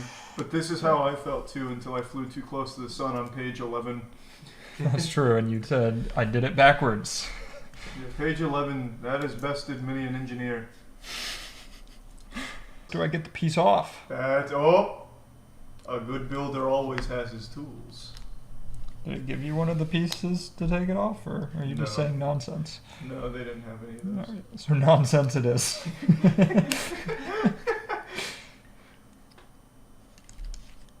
But he's recovered! Oh! Woo! Coming up in 5 minutes. Oh, that's right where we want to be. He's not even on page 11 yet. That's pretty nuts. Is it? I don't know. How many pages are there? Oh, he flipped the fin! I had it the right way and then I flipped it. Oh, that's a big time loss. Remember when you couldn't find the blaster? Don't you ever say. Yours was a simple with more love and care than mine. Yes. Wait, Charles, you're on to something. Page 11, they don't tell you what to do. Yeah, page 11 will throw you for a loop. What the fuck? Yep, page 11's pretty What? gross. They don't tell you. And this is when you have to fend for yourself. You have to Yep. learn to swim by going to the deep end. So much Oh time my here. god, this is not good. I'm getting nervous. Almost 30 seconds on this split. Is that a clear one? What do the clear ones look like towards the end? Oh! That's a clear one. That's not a clear one. I don't have that piece. They left it out. Could this be the end of Matt's God run? Probably not. The flag. I don't know what mistake he's talking about. You'll see. Well, one of you made a mistake. I was gonna say, I'm not just trusting Nope. Charlie's word. He had Nope. extra pieces left. Nope, you'll see. You'll see. And you will also have extra pieces left, by the way. Are you positive? Positive. How positive? 100%. There's And 3 extra done. red pieces. I'm done. 15:34. No, keep it. He didn't do it right. Stop. Oh. Yeah. But we didn't inspect yours and keep the clock going. Okay. Then Then we'll, once we determine it's Wait. wrong, then you can restart. okay. Danny. Also, how many pieces did you have left? Yeah, let me see. He had the exact same amount, pretty much. You have all these. Yeah, he's got 3 Yeah, red. there are a lot left. And you fucking doubted my Yeah, he's not wrong. integrity. All right. All right, what do you think's wrong? Okay. Are you I showed Danny. You need to figure out what's wrong. these back here? Danny. Wait, okay. I showed you what was Let wrong. me inspect both. Yep. All right, wait. You can Emily? start the timer again because I'm gonna fix what I think is broken. Okay, you ready? Go. Go. Oh God, they're so hard to take apart. Holy fuck! Okay, just the whole thing. Guys, I can't get this off. Is this what you thought was wrong? Well, I can't say. All right, that's a yes. I literally can't get it off. I might just have. Oh, Well, it's okay. You have like 5 minutes. 4 minutes to do it. Oh. All right, we're fine. Just come on for me. Yes, that's huge. Bloop. Time. Damn it. That was a pretty Was quick that it? recovery. Yeah. All right. All You right. fucking idiot. You thought that Show the it time. went the other way. Show the time. Also, it's still not done. There's one more mistake you made. What? Han Solo's not sitting down. He needs to stand. When you touch that box, I'll start. I might have Alright. to take a shit, so we'll see. Well, that's okay. You'll have time. I don't want to miss any of the action. You ready? Ready. I'm not ready. I'm nervous. Don't be nervous. Go. Oh, open the box. Just kidding. That was easy. That was clean. That was child's play. Han There's a piece in Solo here. split. I'm not even gonna look. I'm just gonna build Han Solo. That's so fucked up. God damn it. I'm gonna stare into the computer and take a nap. All right, gotta find the blaster. Oh God, where's the blaster? Oh, he's got hair. I'm okay. I have to ask you a question about how these books are written. Do the colors of the blocks matter? Yes, they do. Okay. Yeah. You being colorblind This- is your problem. Yeah, this is the. Are there even? Okay, I don't actually know if there are gray ones of these. Here. No, I can't get it off.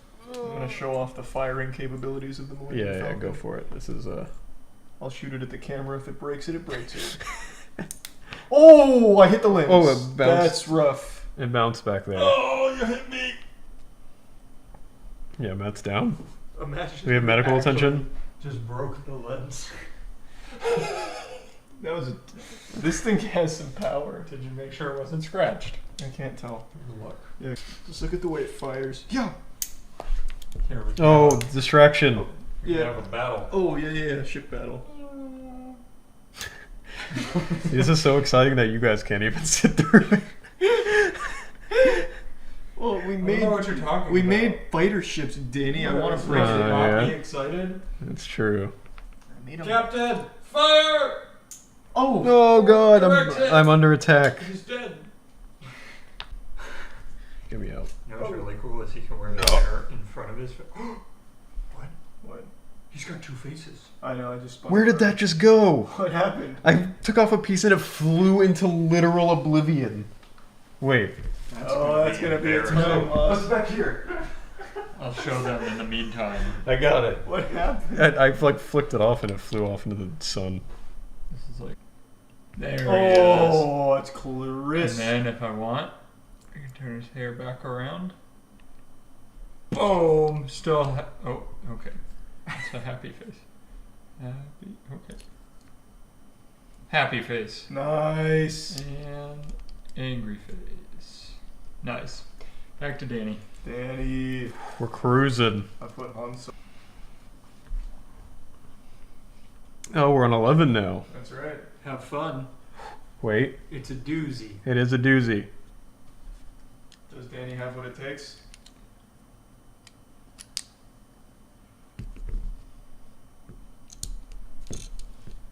Get in there. Is he doing it? He's getting there. I think I did the 11 pretty quick there, boys. Oh no. Oh Right, no. smashes on the ground. He actually did page 11 in record time. That was unbelievable. We've never seen that. His splits are ridiculous. We didn't even know it was possible. Oh, that's wrong. That's wrong. Oh god, that was close. Good safe strats, Danny. Thank god, that was so close. You're at almost 12 minutes. Oh god, Matt did this so I fast. know, Matt really was on a crazy pace. Matt, were you practicing? Mm-hmm. I built 3 of them while we were sitting here. That's actually insanely fast. You guys thought we randomly picked one? Matt's been orchestrating this the whole time. I've been working on this for 6 months. Dropping Best a I little, could do dropping was little 15 hints. minutes. I actually can't tell if this is the right Watch piece or out, not. Danny, there's a rogue spaceship. No! Hyperdrive! Is he in? No. Is he in? Yes, time. Alright. We did it. Look at that, I beat Charlie. That's gonna be embarrassing for him because That I is- literally don't do Legos. Yeah, He's done that's- multiple in the last like What about a 3 dummy. years. Well, good job. I'm I pretty guess impressed. We just wait for him to get back. Wrap it up for us, Charlie. Well, I didn't win, but we still set a world record in the process. Matt's world record. Yeah. And we got to have some fun building Legos. So. Neat. I love that. Why does this series still exist? Every single trending house is the same.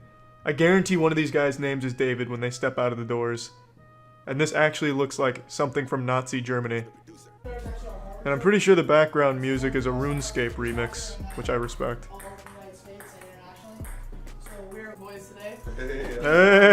Hey, beer. We drink beer. This is 100% a RuneScape beat. Okay, I fuck with that, Fidel. Good taste. Whoa, we don't open that door. You would be surprised by the amount of dead bodies in that closet. I'm sorry. 6 to a room right here. 6 to a room. It's the sausage fest. Fuck that. Hey, let me show you 6 the people in this room? Yes, sir. 6 people in a single room that looks like it's about 400 square feet. It's an actual prison camp 8 fucking people. with a movie Man theater. alum. Holy shit, imagine paying like $5,000 a semester to be in a frat and you sleep with 8 dudes in a single room.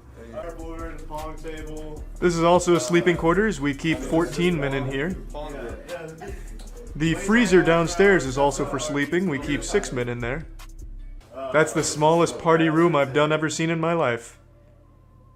Yeah, we can fit about 14 guys in here when we want to listen to some Ed Sheeran and slow dance. What do you mean?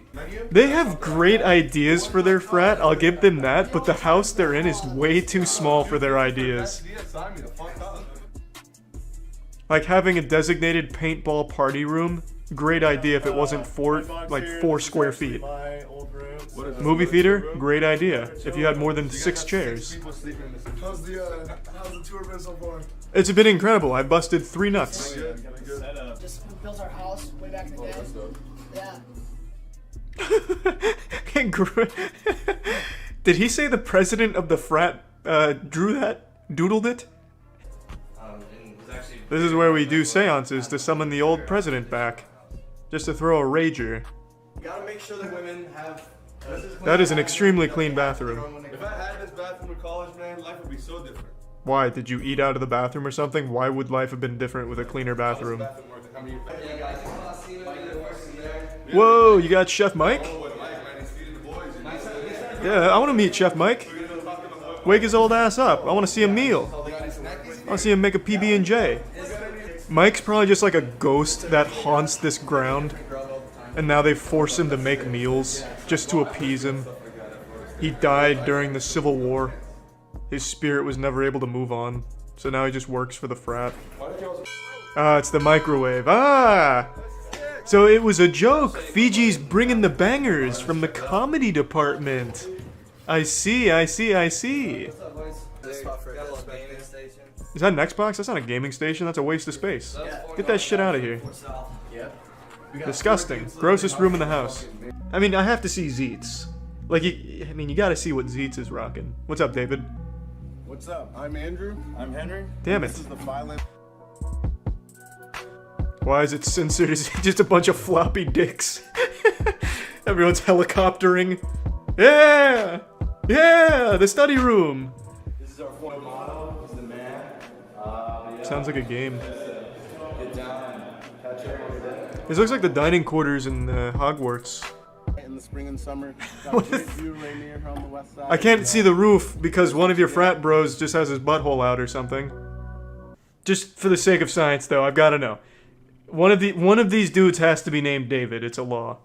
Every 4 frat house tours, one of them is named David. So just for the sake of being right. What's up, David? Bust open those doors. Come on, Dave. What's up, Dave?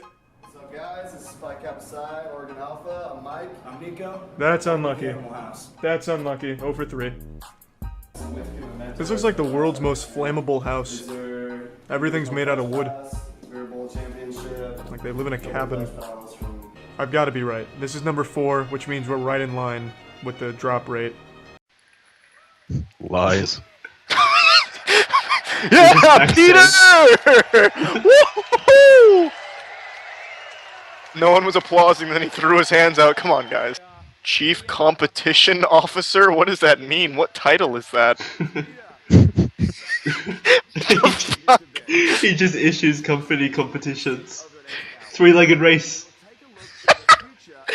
Winner gets a promotion! Whoever gives me the best blowjob gets moved up! When did he walk on stage? Did he just appear? No, he didn't walk. It was I think he was just on a video. He was reporting from the EA space station. About 200 million game players in the world. We thought that was a lot. Now there are 2.6 billion and growing. We are all part of a global phenomenon. 2.6 billion what? Gamers. I think he said game plays in an effort to not make us cringe by saying gamers or like gamer assassin gurus or something. I don't like being classified as a gameplay. What does it even... I don't know. We're all just gameplays living in his world. His virtual world. This guy really screams gamer. Well, everyone, it's great to be back near E3. Did he just say near E3? Yeah, he's not in it actually. He's not. He wasn't allowed in the premises last time. He stood outside promoting Titanfall. Hey guys, Titanfall, it's coming out soon. Passing brochures.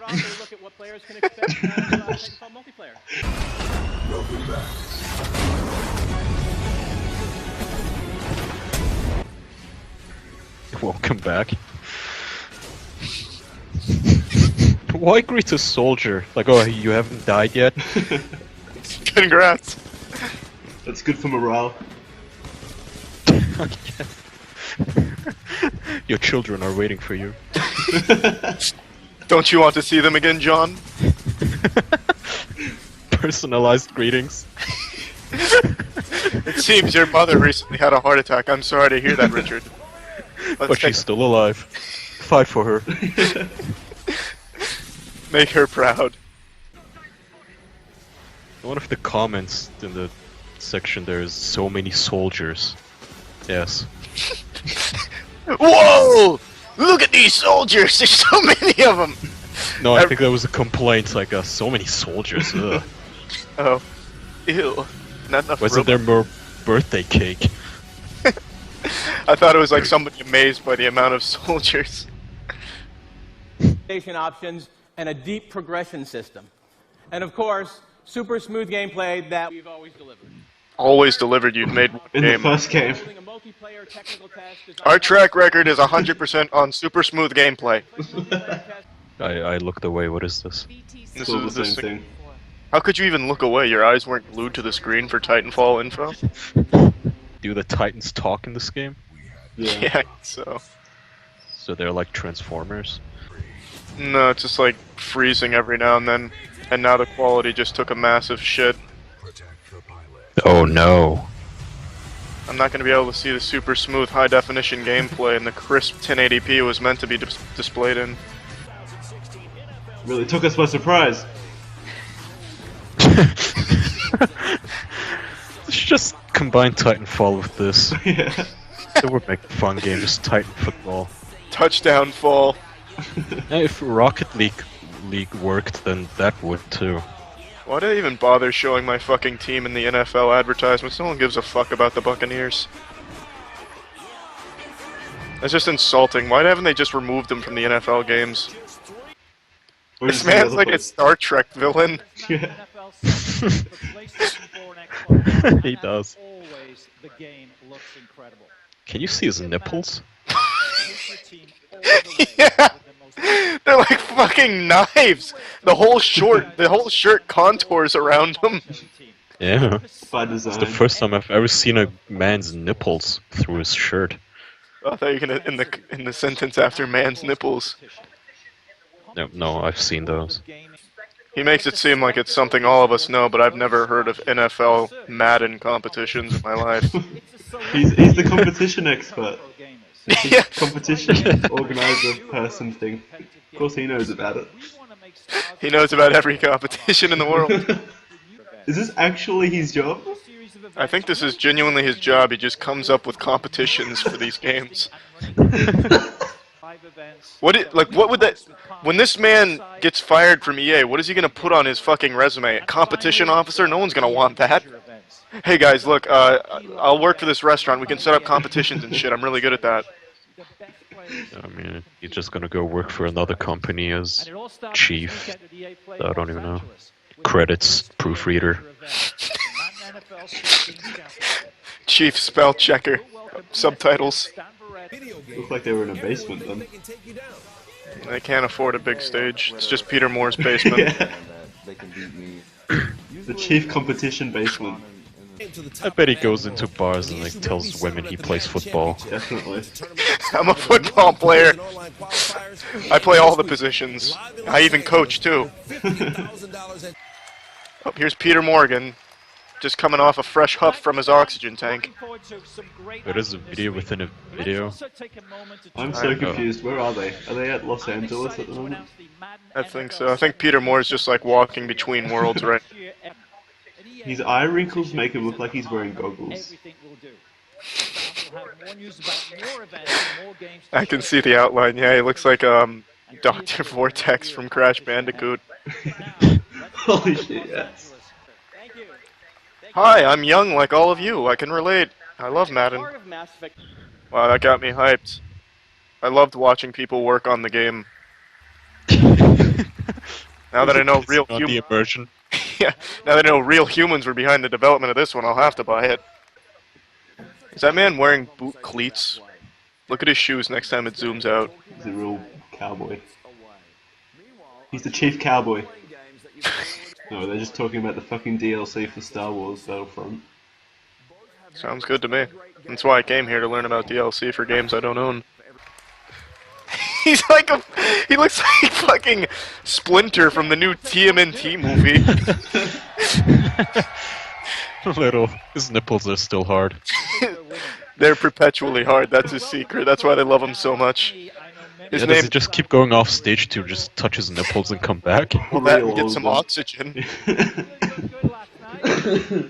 This man's being artificially kept alive to be EA's puppet. Fuck you, Peter.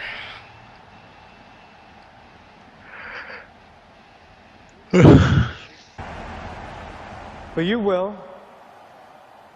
My name is Alex Hunter, and just like you, What is happening? Is this in real life? I think it's in real life. Yeah. For a second I thought this looks really good actually. Yeah, so did I. I was like, wow, this one is not shit. I can't see his nipples though.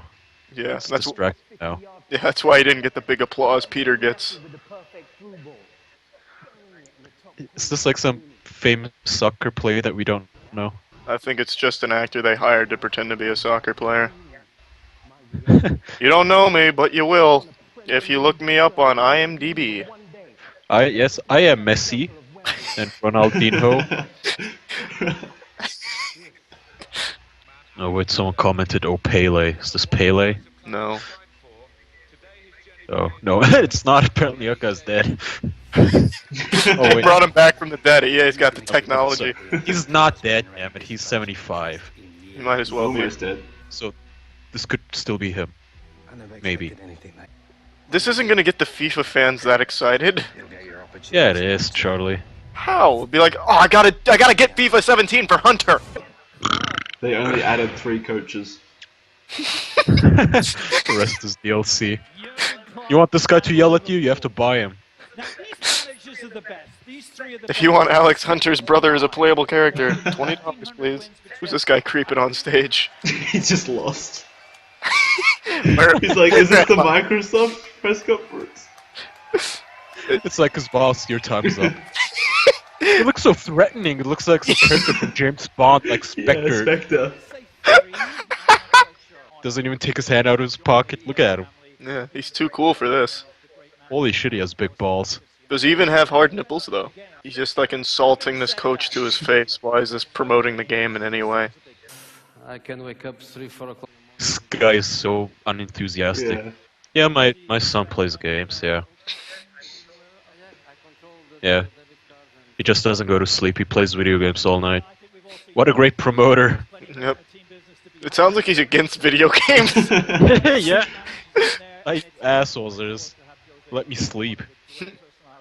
His name's spelled without a Y, though. I don't like it. No, it's not. It's Aaron McCarty. There's a Y at the end. I mean Aaron. It's not Aaron. Yeah, no. Everyone knows the more Y's you have in the name, the more quality you can deliver. Oh, that's why I have one. I think that was my choice. Fuck yeah, another movie promotional. When's this one coming to theaters? Oh, it's Alex Hunter again. It's his sequel. They had to put it on his chest to really just fool people.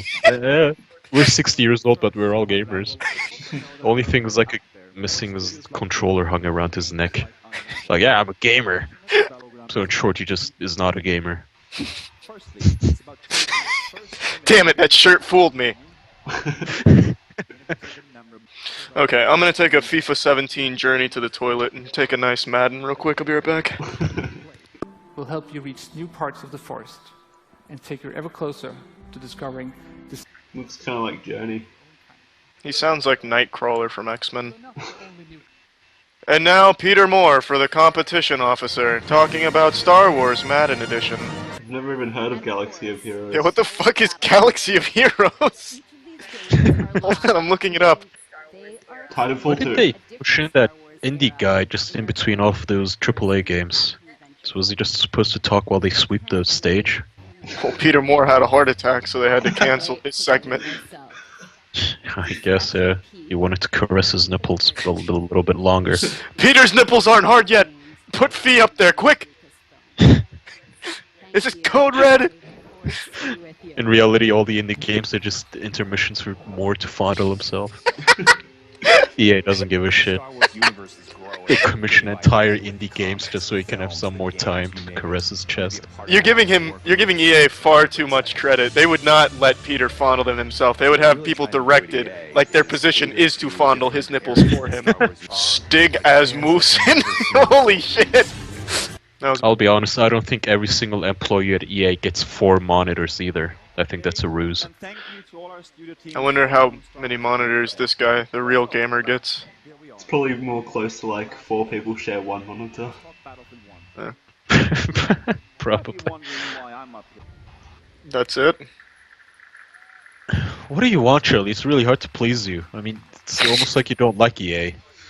I just don't like any of these games. They're so boring. He just crawled out of bed. This is Mr. EA himself, Patrick Bach. Yeah, he really does. Just some camera guy. Quick!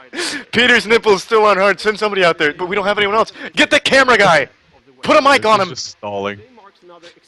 You really want to enhance your experience with all these games that pioneering. Buzzword. More. Help! Open world narrative with single player Alex Hunt the Journey 17 FIFA. What does the shirt say? Mike Tyson? Oh, it's Mike Tyson? Which one is it? I don't It's know. not Mike Tyson. Mike Tyson has a fucked up face with the tattoo. Yeah, no, that's Jamie Foxx. His shirt says like on Mike Tyson. What does that mean? This guy looks so depressed and so hollow. They've kept him locked in a dungeon for 3 weeks, just preparing him for this press conference. Looks like it's coming out of a mountain. Yeah, out of a tunnel. Why is it carrying a school bus? Around. Wait, look at those sad blimps in the sky. Did you see that? They actually drew frowns on them. Like flaccid dicks. They look like sad sky whales. Yeah. I'm going home to forget that I exist. Are they showing the exact same thing? At this point, they just even pretend anymore. This is straight up hypnosis. Just brainwashing now. Just repeat the trailer 50 times, guys. Loop it. That'll get them hyped up. I don't know, maybe there's like something at the end, like a soccer minigame. Shout out to FIFA. Just Alex Hunter in a battleship. His journey took him way beyond the football stadium. Hindenburg was an inside job, was one of the comments.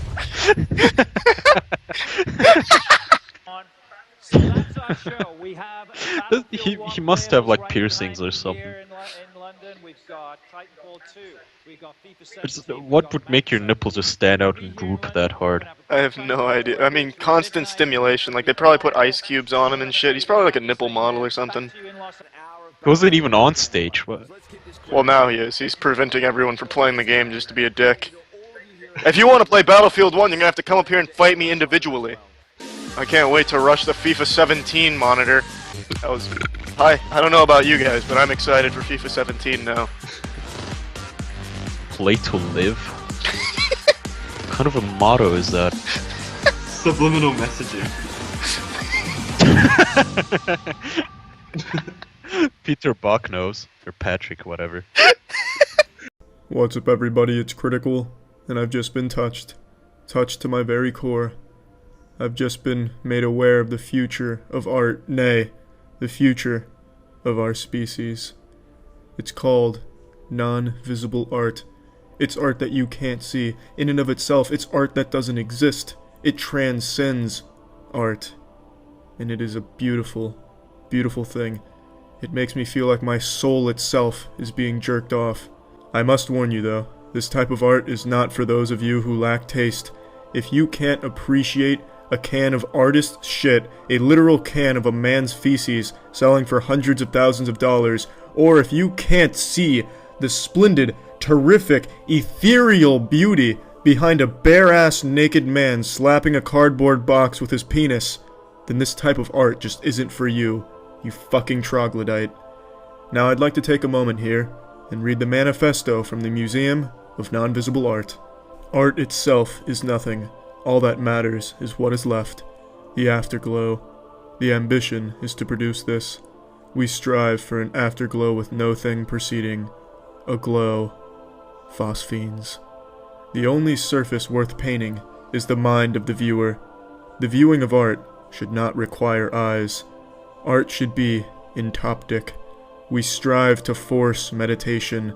The prisoners, cinema. Phosphenes. Art is without value until it faces the market. The market purveys value. Money is banal until it is spent. Money spent on art is money transformed. Money spent is money mourned. This mourning is eased by art. We strive to enhance mourning. Mourning is a response to what is not there. An afterglow. What you see does not matter. What you have seen is everything. All you truly buy is the afterglow. It has value. You must pay for the glow that has no thing, nothing before, pure after. Phosphenes. Rules for the creation of the non-visible. You shall not add to the banal. You shall not build. You shall not litter the world with art. You shall not make. What you have not made must be beautiful. What you have not made must have value. You must bring what you have not made to the market. The market will give it value. You must give to the market absence. Money is banal until spent. You must offer the market anguish. What is spent is painful. You must make the market beautiful. Nothing beautiful without pain. You must increase the world behind the eyes. The wreck of the Medusa. It left us with phosphenes. You must conjure them and sell them. Only when you have done this are you one of us. And fucking shit do I want to be one of them. This is my true calling. It is simply put the apotheosis of evolution. This is where we need to be, and it's where we can be, and it's where we deserve to be. Money is banal until spent on the non-visible with phosphenes that was left by the wrecked Medusa. Amen. Now allow me to enlighten you with this clip from the Invisible Art exhibition. It's beautiful. Look at her look for meaning in this man's anus, but all she'll find is shit. It's so tranquil. It radiates beautiful phosphenes that only a wrecked Medusa could gravitate towards the gravitational sun's pull of neutrons. This one was by Yoko Ono. It's an empty wall, and it's magnificent. By making art that's invisible, these people are trying to disrupt what I would call the complacency of seeing, when seeing just becomes a routine that's meaningless. Exactly. Very well put, Ralph. Seeing is meaningless, it's just part of the routine, and it's up to these brilliant minds to break that complacency. So a show like this, I think, is a bit of a palate cleanser. Oh, a palate cleanser indeed, Ralph. My palate is so cleansed I could lick the very anus of a skunk and still taste nothing but scented roses and pretentiousness. Ah yes, one of the tastier displays of non-visible art here today. Empty room with 2 air conditioners. How refreshing. Artists, the walls exist, I just can't see them, but using infrared technology this headset can, and it vibrates every time I hit one. The perfect amalgamation of science, technology, art, and bullshit. Using infrared technology to find the invisible walls nature doesn't want you to find. They're treating it like it's some type of fucking video game with invisible walls to prevent progress, but really they can just walk right through it. That is why it's art, because it is also not art at the same time that it is. Money is banal. Phosphenes are phosphenes. Think with your brain. Photosynthesized the weedy marijuana 2016. Just look at all the fun these people are having. Look at all that art they're experiencing. You could be experiencing it too. Close your eyes, and then buy my newest non-visible art piece. Hello and welcome to CrossFit for Chickens. Today this little cock came in and asked if we can help him put on some muscle, so let's get right into it. How do you like your eggs? Sunny side swole? We're going to go ahead and start with the bench press here. We're going to go ahead and start with some light weight. Go ahead and bench press me. Come on, you little bitch. You shouldn't need me to spot you. Come on, you're making me look silly. You're so weak, this is embarrassing. It's like I'm giving CPR to a fucking pillow. There's no response from this chicken at all. Did it already have a heart attack? Well, ladies and gentlemen, I think this is a good time to go over the CrossFit rules. Remember the first rule of CrossFit? Always talk about CrossFit. Let's just jump into our next exercise. It's called the Spread Eagle Bone Saw Blaster. You take your client's stiff legs, you stretch them far out to the side like you just got a new pack of chopsticks and you're about to break them apart, but you don't want to break them yet. You don't want to snap the chicken's legs off. That's the next component of our circuit. You just want to get that tension there, a nice stretch throughout the chicken's muscles. Then you just want to throw the legs forward and backward like you're digging an imaginary hole for this chicken's carcass after you finish torturing it with CrossFit. Then you want to do anywhere from 50 to 100 sets of these, at least until the chicken's heart stops beating. And there you have it, CrossFit for Chickens, taking all the joy of CrossFit and putting it into a form even chickens can participate in. CrossFit, where poor form and injuries aren't just a side effect of the exercise, it's our motto. Now next time you hear why did the chicken cross the road, ask him why the chicken crossed the gym, to get fucking jacked. In fact, change the original expression.